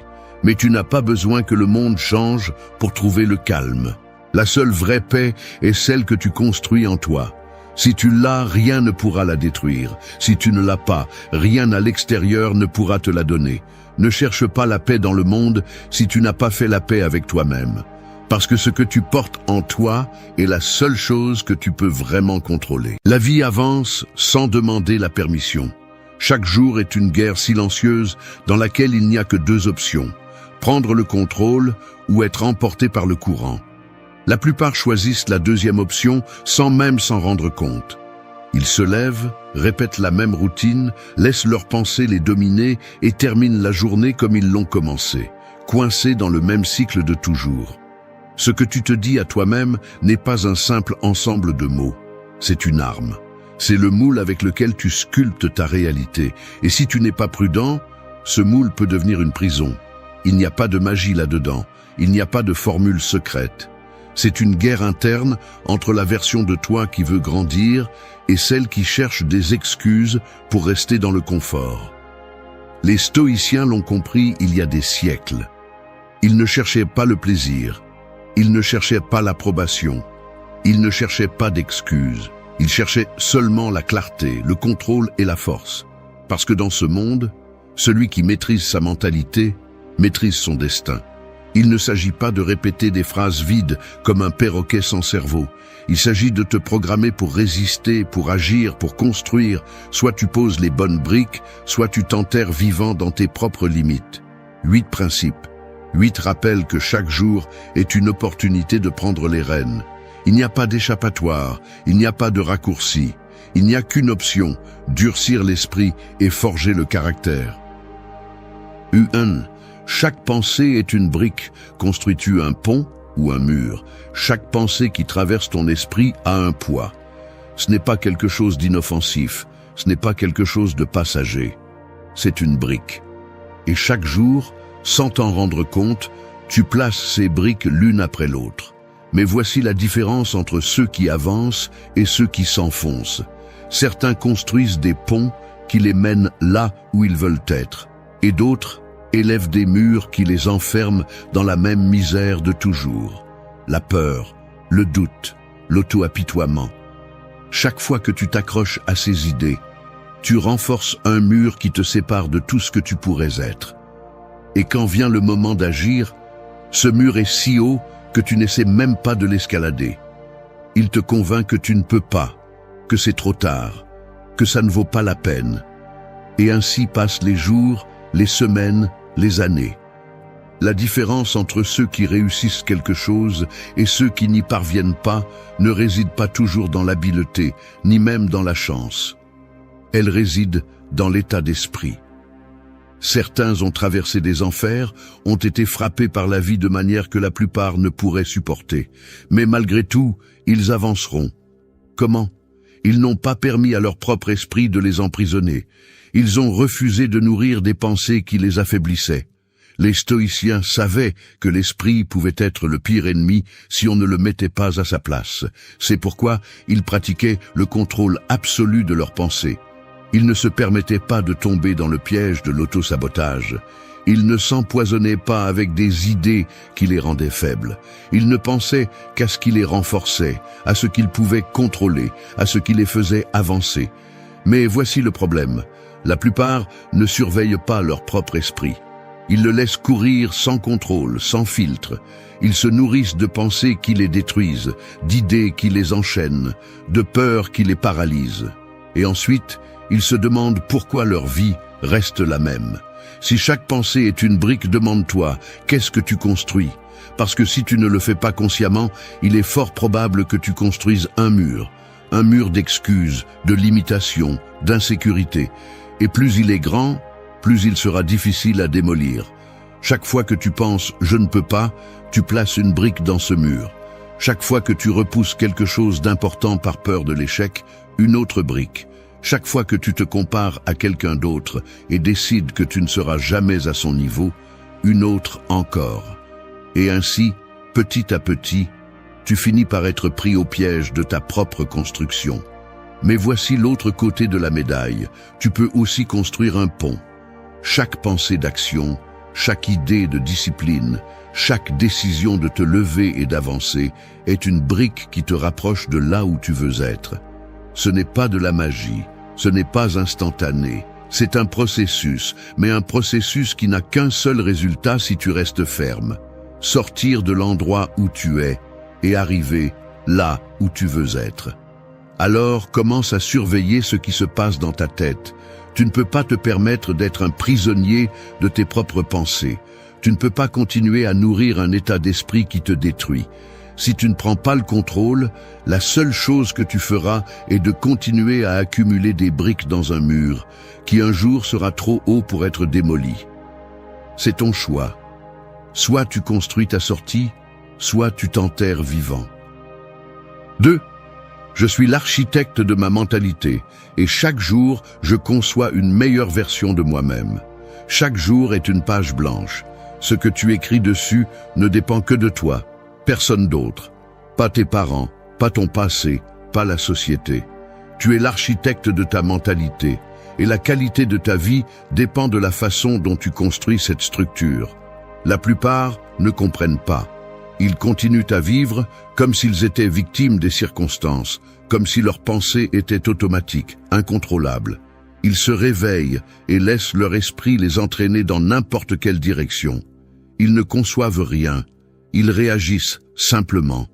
Et quand tu vois quelqu'un comme ça, quand tu vois quelqu'un qui n'a pas construit sa mentalité avec intention, tu sais exactement comment sera sa vie. Chaotique, faible, sans direction. Le stoïcisme enseigne que le contrôle interne est la seule chose que nous possédons réellement. Nous ne pouvons pas choisir ce que le monde nous lance, mais nous pouvons choisir comment nous y répondrons. Et cette réponse se construit chaque jour, avec chaque pensée, avec chaque décision. Ce n'est pas une compétence avec laquelle tu es né, c'est une discipline que tu développes. Si tu laisses tes pensées se former au hasard, tu cèdes le contrôle. Tu permets à la société, aux réseaux sociaux, aux opinions des autres de façonner ton esprit. Et si tu ne construis pas ta propre mentalité, quelqu'un d'autre le fera pour toi.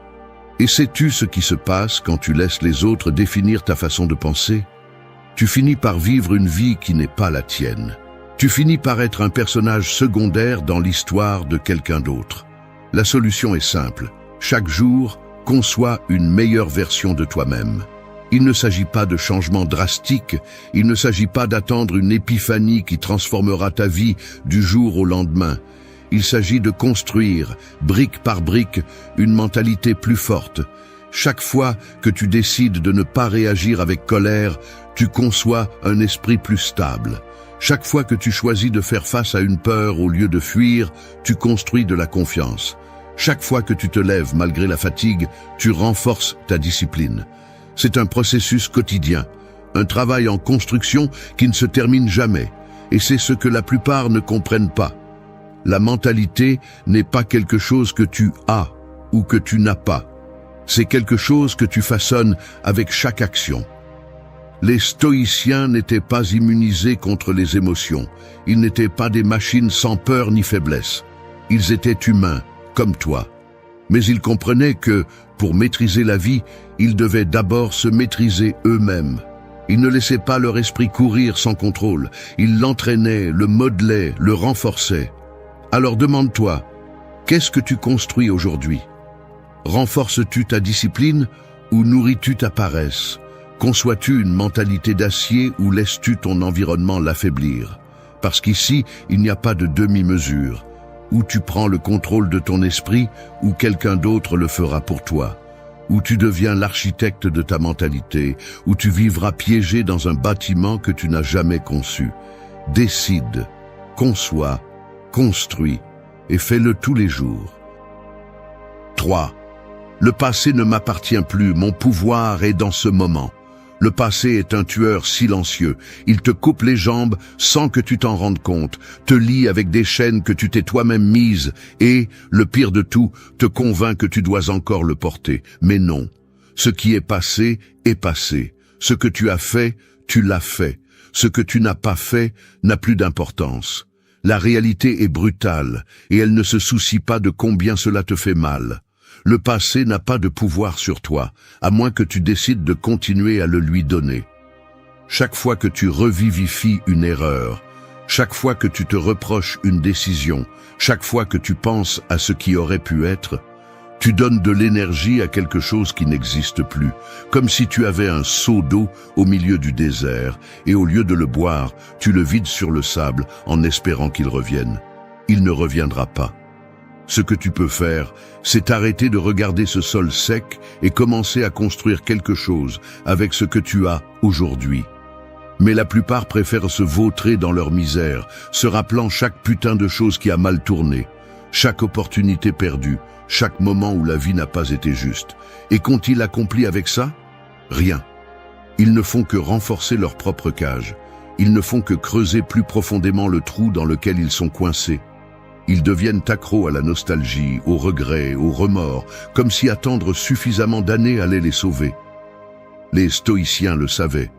Ils ne perdirent pas de temps à « si j'avais fait ceci » ou « si seulement les choses avaient été différentes ». Pourquoi? C'est une perte de temps, un poison lent qui ne fait que paralyser. Tout ce qui comptait pour eux, c'était ce qu'ils pouvaient faire à cet instant précis. Parce que c'est là que réside le pouvoir.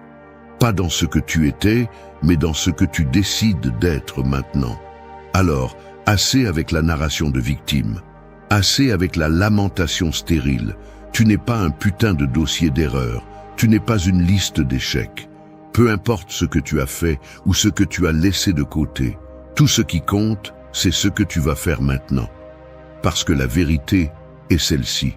Si tu continues à t'accrocher à ce qui s'est passé, tu gaspilles la seule véritable opportunité que tu as de changer les choses. Le présent est un outil, mais si tu le laisses rouiller entre tes mains, il ne sert à rien. On t'a appris à croire que le temps guérit tout, mais c'est un mensonge. Le temps passe simplement. Le temps ne fait que te rapprocher de la mort. Ce qui guérit, ce qui change, ce qui transforme, c'est l'action. C'est ce que tu décides de faire avec ce moment.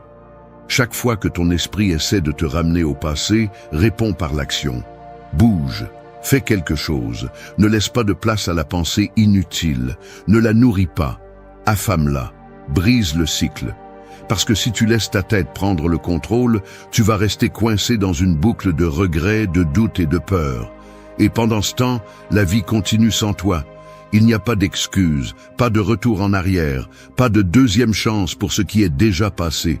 Il y a des deuxièmes chances pour ce que tu peux faire aujourd'hui. Mais tu dois les saisir. Tu dois détourner ton regard de ce que tu étais et le concentrer sur ce que tu peux construire. Il n'y a pas de magie là-dedans, pas de motivation bon marché. C'est une guerre contre ton propre esprit et la seule façon de la gagner est d'agir. Le passé est un cimetière. Laisse-le là.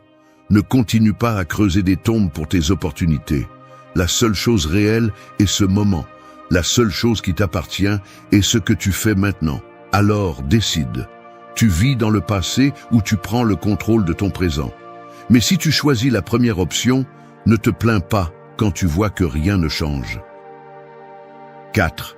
Je suis l'auteur de mon histoire, pas le personnage secondaire dans celle d'un autre. Toute ta vie, on t'a poussé à t'intégrer.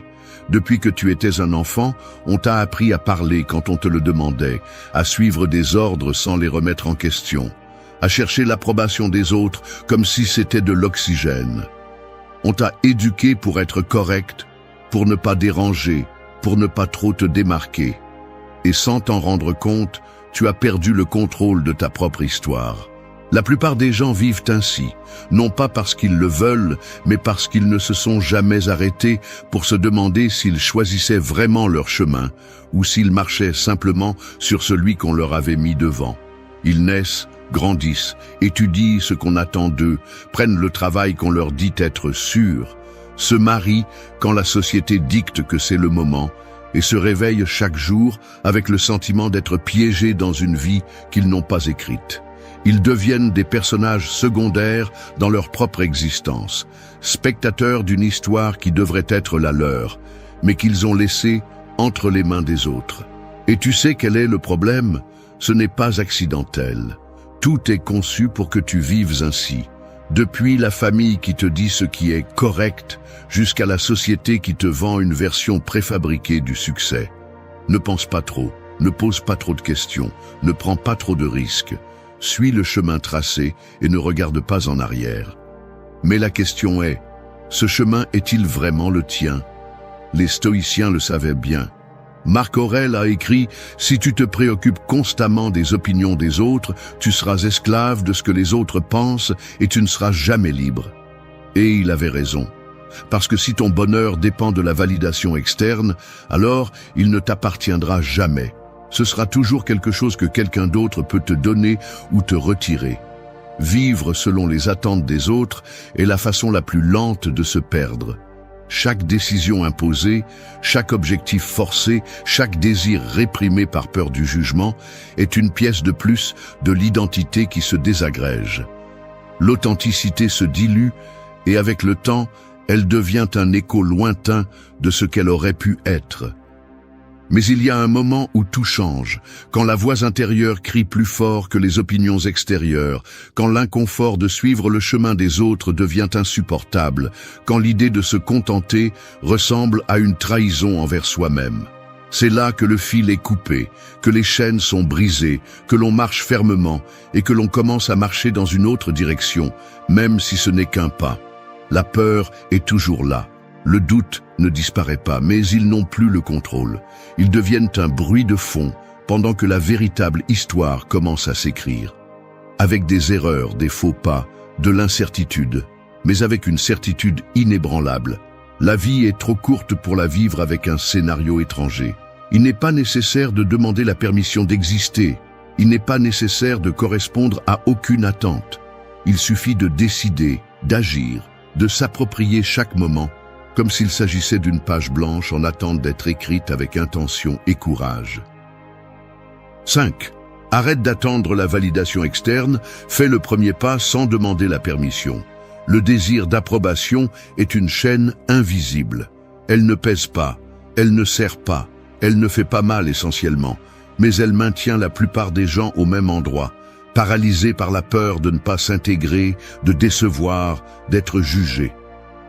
Depuis notre plus jeune âge, on nous apprend à chercher la validation des autres, à mesurer le succès en fonction des applaudissements que nous recevons, à douter de nos décisions si elles ne sont pas soutenues par la foule. Et ainsi, petit à petit, nous devenons des prisonniers de l'opinion des autres. Mais la réalité est simple et brutale. Personne ne va te donner la permission de faire ce que tu veux vraiment. Personne ne va apparaître avec une lettre signée te disant que c'est le moment de prendre le contrôle de ta vie.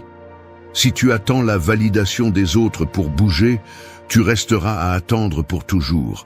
Les stoïciens l'ont mieux compris que quiconque. Épictète disait que la clé de la liberté était de se débarrasser du besoin d'approbation. Non pas parce que c'était facile, mais parce que c'était nécessaire. Il ne s'agit pas de devenir indifférent à tout le monde, mais de comprendre que dépendre de la validation externe est comme essayer de remplir un tonneau sans fond. Aujourd'hui, tu peux recevoir un compliment, demain une critique. Et si ton identité est construite sur cela, alors elle n'est pas tienne, elle est celle des autres. Personne ne sait vraiment ce qui est le mieux pour toi. Personne n'a marché exactement dans tes chaussures.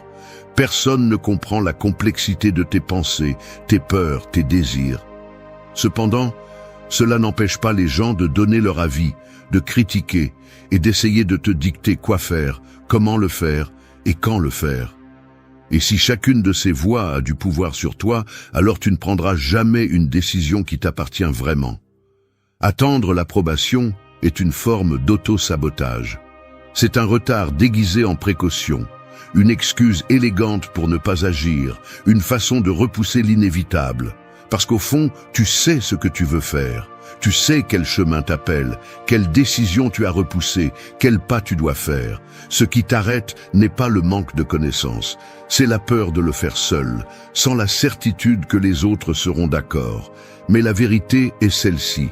Ceux qui construisent vraiment quelque chose dans cette vie n'attendent pas que le monde leur dise que c'est le bon moment. Ils se lancent, ils agissent, ils se trompent et continuent. Parce qu'ils comprennent que la seule validation qui compte vraiment est la leur, celle qui vient du fait de savoir que, même si le monde entier est contre eux, ils continuent d'avancer de toute façon. Les opinions des autres sont éphémères, elles changent avec le vent. Un jour tu es admiré, le lendemain tu es critiqué. Un jour tu es loué, le lendemain tu es ignoré. Et si ta direction dépend de cela, alors ton chemin ne sera jamais stable. Mais si ta boussole est interne, si la seule voix que tu écoutes vraiment est la tienne, alors il n'y a pas de force externe qui puisse t'arrêter. Arrête d'attendre qu'on te donne la permission. Personne ne le fera. Arrête de chercher l'approbation. Ce ne sera jamais suffisant. Fais le premier pas maintenant, même si le sol tremble sous tes pieds, même si le bruit des opinions essaie de te freiner. Parce que le seul vrai regret n'est pas d'échouer, c'est de ne jamais avoir essayé. 6. Se plaindre, c'est donner de l'énergie à ce que tu détestes. Investis-la dans ce que tu veux créer. La plainte est une malédiction déguisée en soulagement. Elle te fait croire que tu fais quelque chose alors qu'en réalité, tu ne fais que creuser un trou plus profond. C'est la manière la plus élégante de renoncer sans l'admettre. Parler de combien les choses vont mal, de combien tout est injuste, de combien il est difficile de progresser, de comment il y a toujours quelque chose ou quelqu'un qui te met des obstacles, et plus tu le dis, plus tu le rends réel. La plainte est une drogue, et comme toute drogue, elle procure un plaisir momentané, mais te laisse pire qu'avant. Tu n'as pas besoin de te plaindre pour savoir que le monde est foutu. Tu n'as pas besoin de le répéter chaque jour pour comprendre qu'il y a des choses hors de ton contrôle, que la chance joue son rôle, qu'il y a des gens avantagés et d'autres qui doivent lutter davantage. Rien de tout cela n'est nouveau, rien de tout cela ne change avec ta frustration. Mais ce qui change, c'est ta capacité à faire quelque chose à ce sujet. Parce que chaque fois que tu te plains, tu sacrifies ton énergie à ce que tu détestes. Tu nourris le problème au lieu de le résoudre. Les stoïciens n'avaient pas de temps pour les plaintes parce qu'ils savaient qu'elles étaient du bruit.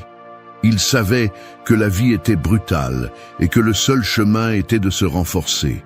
Épictète, qui est né esclave et est pourtant devenu un maître de la pensée, a compris cela mieux que quiconque.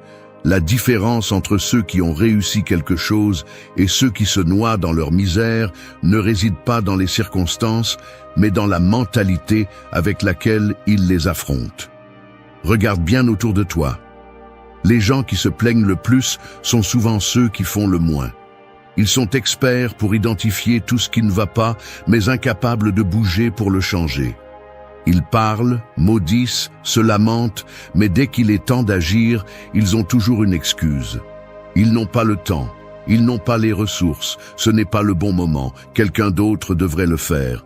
Et pendant ce temps, la vie continue d'avancer, sans attendre qu'ils se lèvent. Chaque mot que tu utilises a un poids. Et quand tu les utilises pour te plaindre, tu te programmes pour l'échec. Tu te convaincs que le problème est plus grand que toi, que tu n'as pas d'option, que tu es coincé. Et une fois que tu le crois, cela devient réel. Non pas parce que c'est vraiment le cas, mais parce que ton esprit a cessé de chercher des solutions. Le problème n'a jamais été l'obstacle. C'est ce que tu décides d'en faire. Pendant que l'un se plaint, l'autre trouve un moyen de l'utiliser comme marchepied. Pendant que l'un maudit sa malchance, l'autre travaille sur ce qu'il peut contrôler. Pendant que l'un abandonne parce que c'est la vie, l'autre la façonne de ses propres mains. Ne perds pas une autre seconde à nourrir ce que tu détestes. Ne donne pas plus de pouvoir à ce que tu veux détruire. Ferme la bouche, ouvre les yeux et utilise cette énergie pour bouger, pour faire quelque chose, aussi petit soit-il. Pour sortir de la boue dans laquelle tu t'es enfoncé ou dans laquelle on t'a enfoncé. Parce qu'à la fin de la journée, la seule chose qui compte n'est pas à quel point la situation est foutue, mais ce que tu vas faire avec. 7. Transforme chaque « et si » en « je vais le faire et voir ce qui se passe ». Le « et si » est un murmure traître, un parasite mental qui se nourrit de peur et d'indécision. Il est le gardien de toutes les opportunités que vous n'avez jamais saisies, le geôlier de chaque idée que vous avez abandonnée avant même de l'essayer. Il se présente déguisé en prudence, en analyse, en bon sens, mais en réalité, il n'est qu'une stratégie sophistiquée de votre propre esprit pour vous maintenir au même endroit. Le problème avec le « et si » est qu'il n'a pas de fin. Il s'installe dans votre tête et ouvre une porte après l'autre, chacune avec un nouveau scénario où quelque chose tourne mal. Et si j'échoue? Et si je fais le ridicule? Et si ce n'est pas le bon moment? Et pendant que vous êtes occupé à concevoir des futurs catastrophiques qui ne se produiront probablement jamais, le présent s'échappe, les opportunités disparaissent, et le temps continue son cours sans attendre que vous résolviez vos doutes. La vérité est celle-ci. Personne n'a toutes les réponses avant de commencer. Personne ne sait avec certitude si quelque chose fonctionnera, si ce sera le bon chemin, si cela en vaudra la peine. Et c'est précisément pour cette raison que la seule approche intelligente est d'agir d'abord et d'ajuster ensuite. Il n'y a pas de croissance sans risque, pas de progrès sans incertitude. L'action est la seule façon d'obtenir de la clarté. Les stoïciens le savaient bien. Ils ne perdaient pas de temps en débats internes sans fin.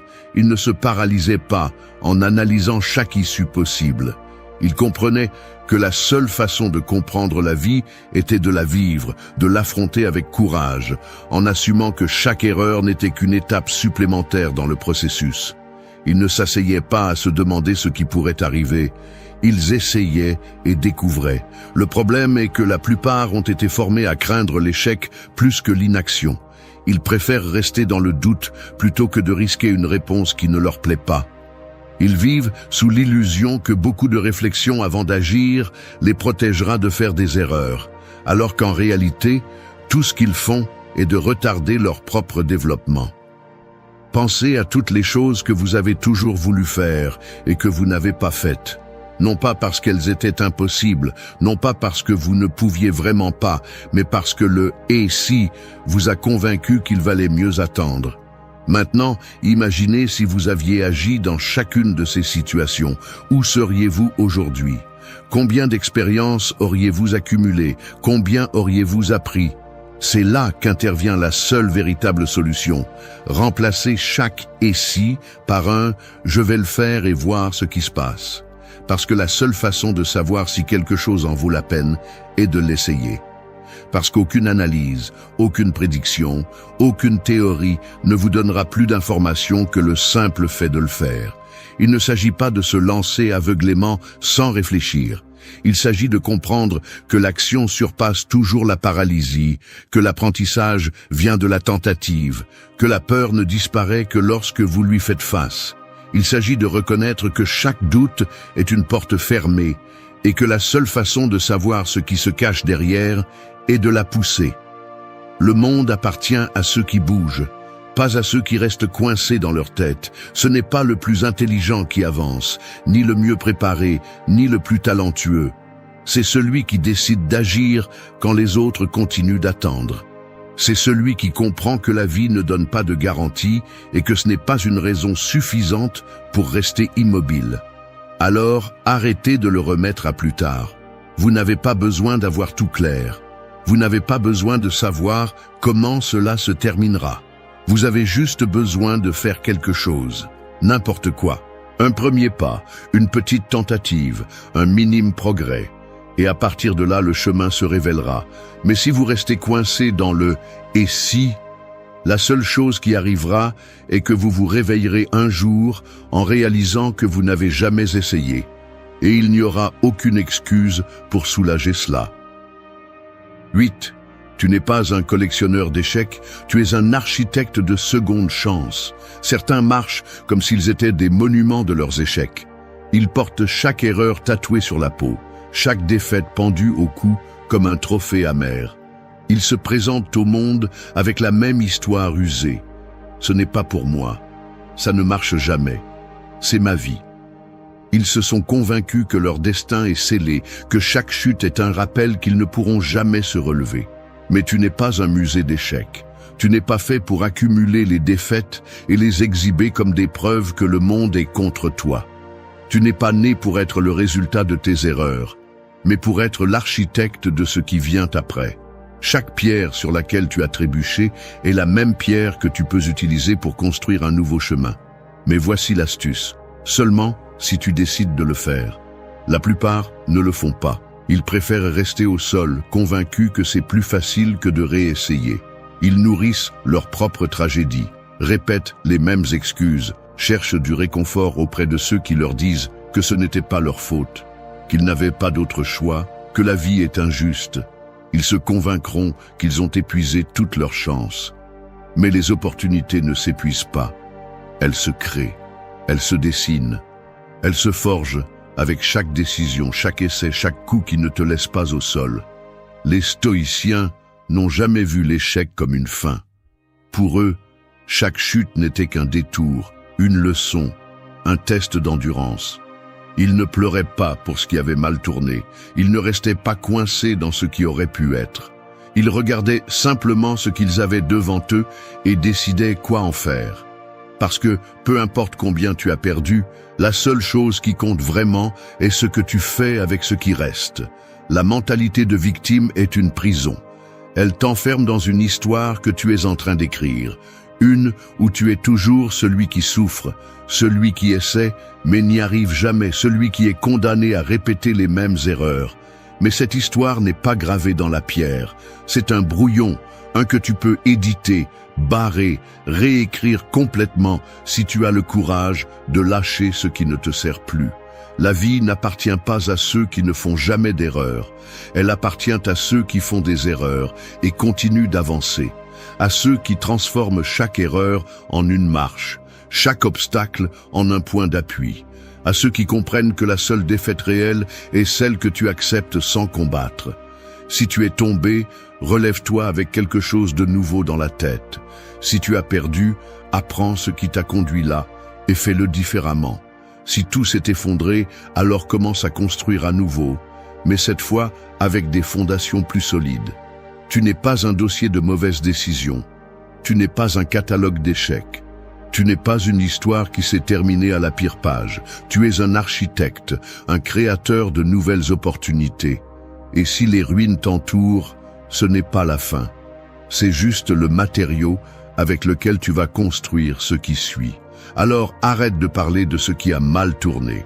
Arrête de répéter la même histoire encore et encore. Regarde autour de toi, prends ce que tu as et commence à construire quelque chose de nouveau. Peu importe combien de fois tu as dû recommencer à zéro. Ce qui compte, c'est que tu as encore la capacité de le faire. Les secondes chances n'apparaissent pas par magie.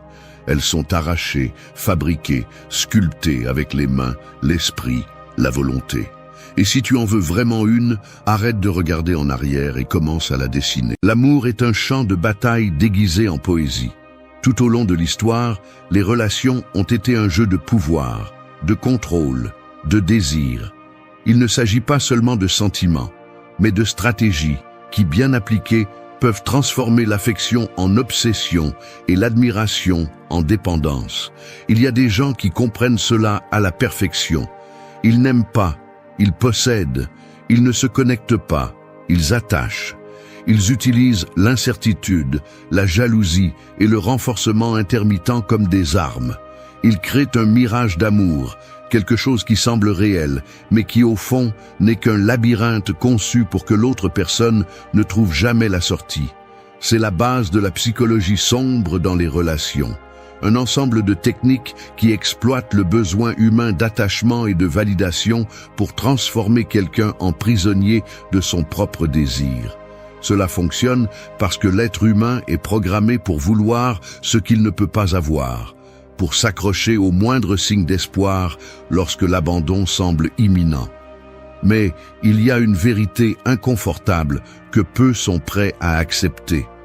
Dépendre émotionnellement de quelqu'un, c'est perdre le contrôle de soi-même. L'obsession n'est pas de l'amour, c'est une forme d'esclavage. Et personne qui valorise sa dignité ne devrait se contenter d'être prisonnier de ses propres peurs. La véritable force ne réside pas dans la soumission ni dans le fait d'être soumise. Elle réside dans l'autosuffisance émotionnelle, dans la maîtrise de soi, dans la capacité de marcher sans béquilles émotionnelles. C'est là qu'intervient le stoïcisme, une philosophie qui a démontré que la seule façon d'être véritablement libre est de briser les chaînes de la dépendance. Cette vidéo n'est pas destinée à ceux qui cherchent à manipuler, mais à ceux qui veulent voir la réalité sans filtre et apprendre à se défendre. Parce que dans un monde où les émotions sont des armes, seuls ceux qui savent se contrôler peuvent éviter d'être contrôlés. 1. La présence fantôme. La manipulation ne vient pas toujours sous forme de mots ou d'actions directes. Parfois, l'arme la plus puissante est l'absence calculée. La présence fantôme est une technique psychologique conçue pour laisser une empreinte émotionnelle si profonde dans l'esprit de quelqu'un que, même lorsque la personne manipulatrice disparaît, elle reste présente. C'est une méthode brutalement efficace pour générer une dépendance émotionnelle, une obsession et une insécurité. Elle fonctionne de la manière suivante. D'abord, des expériences à fort impact émotionnel sont créées. Des moments d'intensité extrême qui ne peuvent pas passer inaperçus. Des connexions profondes, des promesses implicites, une affection inhabituelle ou même une intimité qui rompt avec l'ordinaire. Et juste au moment où l'autre personne baisse sa garde, quand elle commence à faire confiance, la personne manipulatrice disparaît sans explication. Elle ne bloque pas, elle ne coupe pas le contact de manière définitive. Elle se contente de s'évanouir suffisamment pour que l'autre personne commence à chercher des réponses. C'est ici que l'effet réel de la manipulation entre en jeu. L'esprit humain déteste les vides. Ce qui n'a pas de fin claire devient une énigme que le cerveau ne peut pas s'empêcher d'essayer de résoudre. La victime commence à repasser les conversations, à analyser chaque geste, chaque mot, se demande ce qu'elle a fait de mal, devient obsédée. Parce qu'il n'y a pas de fin concrète, le lien reste vivant dans sa tête, grandissant comme une idée sans résolution. C'est le principe de base du renforcement intermittent, une tactique bien documentée en psychologie sombre. En donnant à quelqu'un des morceaux d'attention et d'affection à des moments clés, puis en les retirant de manière inattendue, on crée un état d'anxiété qui fait que la victime valorise encore plus ce qu'elle reçoit. C'est un cercle vicieux où l'incertitude maintient le contrôle. Mais il n'y a pas de manipulation sans un complice. Et ce complice est l'esprit même de la personne affectée. C'est ici que la philosophie stoïcienne brise ce schéma de dépendance émotionnelle. Les stoïciens enseignaient que rien d'extérieur n'a de pouvoir sur nous, à moins que nous ne lui donnions la permission. Si quelqu'un disparaît, le problème n'est pas son absence, mais la signification que tu lui donnes. Si tu continues à attendre des réponses, tu continues à nourrir le piège. L'absence n'est pas un mystère à résoudre, c'est une coupure que tu dois accepter. Briser cette technique est un acte de force mentale. Cela signifie reprendre le contrôle de ta propre perception. Ne pas chercher d'explication, ne pas laisser l'anxiété dicter tes actions, ne pas laisser le souvenir de quelqu'un qui n'est pas là interférer avec ton présent. Parce que la vérité est simple. Si quelqu'un joue avec ton esprit, c'est parce qu'il t'a identifié comme une cible facile. La seule façon de gagner ce jeu est de ne pas y jouer. Le piège de la nostalgie projetée. La mémoire n'est pas un reflet exact du passé, c'est une construction déformée par les émotions. Elle est sélective, fragmentée et souvent trompeuse. Elle nous fait nous souvenir de ce que nous voulons nous souvenir et oublier ce qui nous convient d'oublier. Et celui qui comprend cela peut transformer les souvenirs en une arme de manipulation. Le piège de la nostalgie. Projeter est une technique conçue pour amener quelqu'un à idéaliser une relation passée au point de devenir obsédé par sa récupération. Elle fonctionne parce que l'esprit ne se souvient pas des événements tels qu'ils se sont réellement produits, mais tels qu'il veut s'en souvenir. C'est un filtre émotionnel qui non seulement déforme la réalité, mais la réécrit. Lorsque la personne manipulatrice disparaît ou s'éloigne, elle laisse des traces soigneusement sélectionnées. Souvenirs de moments intenses, expériences émotionnelles marquées par l'adrénaline, la connexion ou la passion. Tout cela devient des ancres mentales qui maintiennent l'autre personne piégée dans un cycle de nostalgie constante. Mais pendant que ces traces restent gravées, les aspects négatifs, les disputes, les déceptions, le manque de réciprocité sont minimisés ou, dans de nombreux cas, complètement effacés. Ce processus n'est pas un hasard, il est intentionnel. On manipule le souvenir de l'autre personne pour que, avec le temps, elle ne s'accroche qu'au bon et oublie le mauvais. L'esprit élimine les aspérités et ne laisse que la version la plus douce du passé. C'est pourquoi, à la fin, la seule chose qui reste est le sentiment d'avoir perdu quelque chose de parfait, quelque chose qui n'aurait jamais dû disparaître. Mais ce n'est qu'une illusion, un piège psychologique qui pousse l'autre personne à poursuivre quelque chose qui n'a jamais réellement existé de la manière dont elle s'en souvient. Il ne s'agit pas de récupérer la personne, mais la version falsifiée que la nostalgie a construite. Un idéal impossible à atteindre. C'est ici que naît la véritable dépendance émotionnelle, non pas envers la personne, mais envers le souvenir. La victime reste dans un état d'attente, d'espoir, de conviction que si elle fait ce qui est juste, si elle fait assez d'efforts, elle peut ramener ce passé glorifié. Mais cet espoir n'est qu'une corde autour du cou, une corde que chacun continue à serrer chaque fois qu'il refuse de voir la réalité telle qu'elle est. C'est un jeu dangereux, car il transforme la personne affectée en son propre bourreau. Ce n'est pas la personne manipulatrice qui la maintient attachée, mais son propre esprit. Elle continue à nourrir le souvenir comme s'il était réel, comme si cette relation idyllique pouvait encore être récupérée. Et plus le temps passe, plus l'obsession devient forte. L'attachement à ce qui n'existe plus devient une prison émotionnelle qui empêche d'avancer. C'est ici que la perspective stoïcienne entre en jeu. La philosophie stoïcienne ne laisse pas de place à la nostalgie paralysante. Ce qui a été n'est plus, et ce qui n'est pas n'a pas de pouvoir sur toi. Les stoïciens comprenaient que l'attachement au passé est une forme d'esclavage. Rester coincé dans des souvenirs embellis, c'est vivre dans une illusion, une fantaisie qui empêche de voir la vérité. La vie se passe dans le présent, pas dans la mémoire. Peu importe à quel point un souvenir semble beau, il n'est pas réel. Ce n'est qu'une version modifiée, un mirage créé par des émotions, des désirs et des peurs. Pour briser cette technique de manipulation, il faut détruire l'image déformée du passé. Il ne s'agit pas d'oublier, mais de se souvenir clairement, voir les choses telles qu'elles étaient réellement, sans le filtre de la nostalgie, reconnaître le bon comme le mauvais. Comprendre que, si quelque chose a pris fin, c'était pour une raison. On ne peut pas avancer en regardant toujours en arrière. On ne peut pas construire un avenir en portant le poids d'une histoire incomplète. Le passé n'a de pouvoir que sur celui qui le lui accorde. Le véritable contrôle n'est pas dans l'attachement, mais dans le lâcher-prise. Pas dans la réécriture de l'histoire, mais dans l'acceptation qu'elle est terminée. La liberté n'est pas dans la tentative de récupérer ce qui a été perdu, mais dans la prise de conscience que cela n'a jamais vraiment été à toi. Si tu veux reprendre le contrôle de ta vie, arrête de poursuivre des fantômes. Le passé n'est pas ta maison. Le présent est le seul endroit où tu as du pouvoir. 3. L'anomalie du lien exclusif. Depuis notre naissance, on nous conditionne à croire qu'il existe des connexions uniques, des liens irrépétables, des personnes destinées à occuper une place dans notre vie que personne d'autre ne pourra combler. C'est une idée romantique, mais dans le monde de la manipulation émotionnelle, cette croyance est une arme. L'anomalie du lien exclusif est une technique conçue pour convaincre quelqu'un qu'une personne en particulier est irremplaçable. Elle fonctionne parce qu'elle joue avec l'instinct humain d'attachement et la peur de la perte.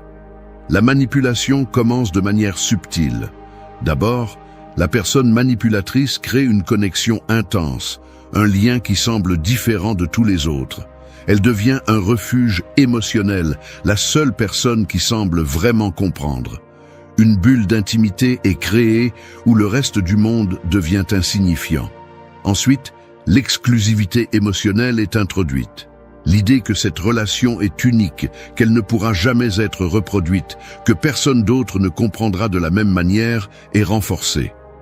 L'autre personne commence à y croire, convaincue que cette connexion est irremplaçable, qu'aucune autre relation n'aura la même signification. Mais le véritable coup arrive lorsque la personne manipulatrice menace de partir, que ce soit par des mots, par la distance ou par une indifférence calculée. À ce moment-là, l'autre personne entre en état de panique émotionnelle. Il ne s'agit plus seulement de perdre quelqu'un d'important, mais de perdre la seule personne qui, selon son esprit, peut lui offrir ce niveau de connexion. Le résultat est une dépendance extrême, une obsession qui pousse la victime à faire tout ce qui est en son pouvoir pour éviter la déconnexion. La croyance qu'elle ne trouvera jamais rien de semblable la pousse à tolérer l'intolérable, à accepter des miettes émotionnelles, à poursuivre constamment quelque chose qui n'existe que dans sa perception, et plus elle s'accroche, plus elle donne de pouvoir. La vérité est qu'il n'y a pas de lien irremplaçable. Cette idée est un hameçon psychologique qui ne fonctionne que si l'autre personne y croit. Ce n'est pas la relation en soi qui génère l'obsession, mais le récit qui a été construit autour d'elle.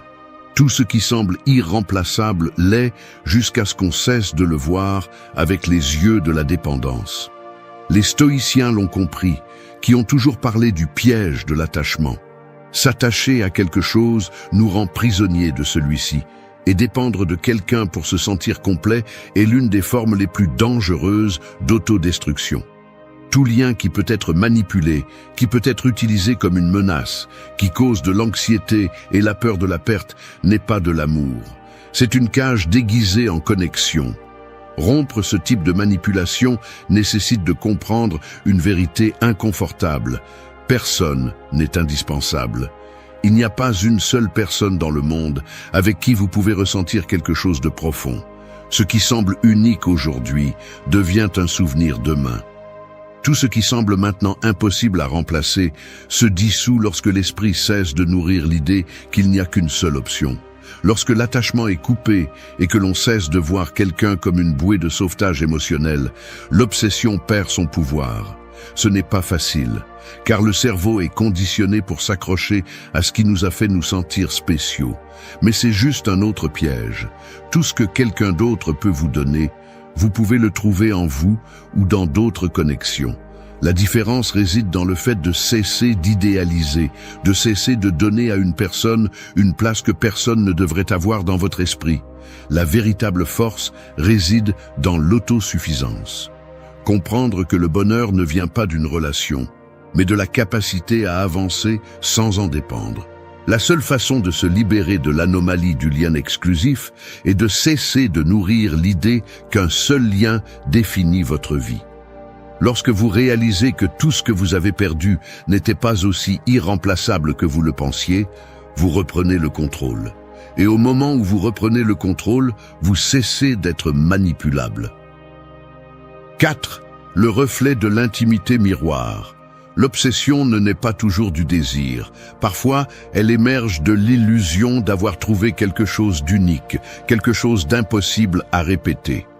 L'une des techniques les plus dangereuses pour semer une obsession psychologique est de faire en sorte que quelqu'un se sente comme s'il avait trouvé son reflet parfait, une personne qui le comprend à un niveau que personne d'autre ne pourrait. Non pas par coïncidence, mais par conception. Le reflet de l'intimité miroir est une stratégie de manipulation basée sur le calcul. Elle fonctionne en faisant en sorte que la personne manipulatrice reflète les désirs, les valeurs et les insécurités de l'autre personne, lui faisant croire qu'ils sont connectés de manière spéciale, unique, irremplaçable. Ce n'est pas une relation basée sur l'authenticité, mais sur la simulation d'une compatibilité absolue. Dès le premier contact, la personne manipulatrice écoute attentivement, non pas pour connaître véritablement, mais pour recueillir des informations. Elle observe chaque mot, chaque désir, chaque peur et se façonne pour coïncider avec eux. Si l'autre personne dit qu'elle valorise la loyauté, la personne manipulatrice se présente comme l'être le plus loyal du monde. Si elle parle de ses traumatismes, l'autre personne assure avoir vécu exactement la même chose. Si elle exprime un rêve, l'autre personne jure de le partager. Ce processus crée un lien instantané, une sensation de compréhension profonde qui fait que l'autre personne baisse toutes ses défenses. L'esprit humain est programmé pour chercher l'affinité, pour graviter vers ceux qui semblent partager sa vision du monde. Quand quelqu'un sent qu'il a trouvé son reflet parfait, la peur de le perdre se transforme en terreur. C'est ici que l'obsession prend racine. L'autre personne commence à idéaliser la relation, convaincue qu'elle a trouvé quelque chose qu'elle ne vivra plus jamais. C'est la clé de la manipulation. Faire en sorte que la personne manipulée soit convaincue que cette connexion est unique et irremplaçable, que personne d'autre ne pourra combler ce vide de la même manière. Et quand cette idée s'installe dans l'esprit, la dépendance émotionnelle devient absolue. Mais le véritable coup arrive lorsque la personne manipulatrice commence à se retirer, à changer, à montrer une facette différente. Elle cesse de refléter l'image parfaite qu'elle projetait, génère de la confusion, devient imprévisible. L'autre personne entre dans un état de désespoir, croyant qu'elle a fait quelque chose de mal, qu'elle doit s'efforcer davantage pour retrouver cette connexion parfaite. Et c'est ainsi que commence le cycle de l'obsession. L'esprit reste piégé dans le besoin de revenir à ce qui a été. Chaque petit geste de validation devient une dose de dopamine et chaque retrait génère une anxiété extrême. Ce renforcement intermittent transforme le lien en une addiction. L'autre personne ne cherche plus l'amour, elle cherche le soulagement, elle cherche cette sensation de connexion qui lui est maintenant refusée. Et plus elle la cherche, plus elle reste piégée. Mais c'est ici que le stoïcisme intervient pour briser le piège. Les stoïciens comprenaient que l'esprit est le seul maître de ses émotions et que l'attachement est l'une des formes d'esclavage les plus dangereuses. Rien d'extérieur n'a de pouvoir sur nous à moins que nous lui donnions la permission. L'illusion d'une connexion parfaite n'est rien de plus que cela, une illusion. Le seul chemin pour se libérer est de détruire l'image idéalisée qui s'est installée dans l'esprit. Voir la manipulation pour ce qu'elle est vraiment. Personne n'est votre reflet, personne ne peut vous compléter. Ce que quelqu'un a reflété en vous n'était qu'une stratégie pour vous piéger. Accepter cette vérité est douloureux, mais c'est la seule façon de briser l'obsession.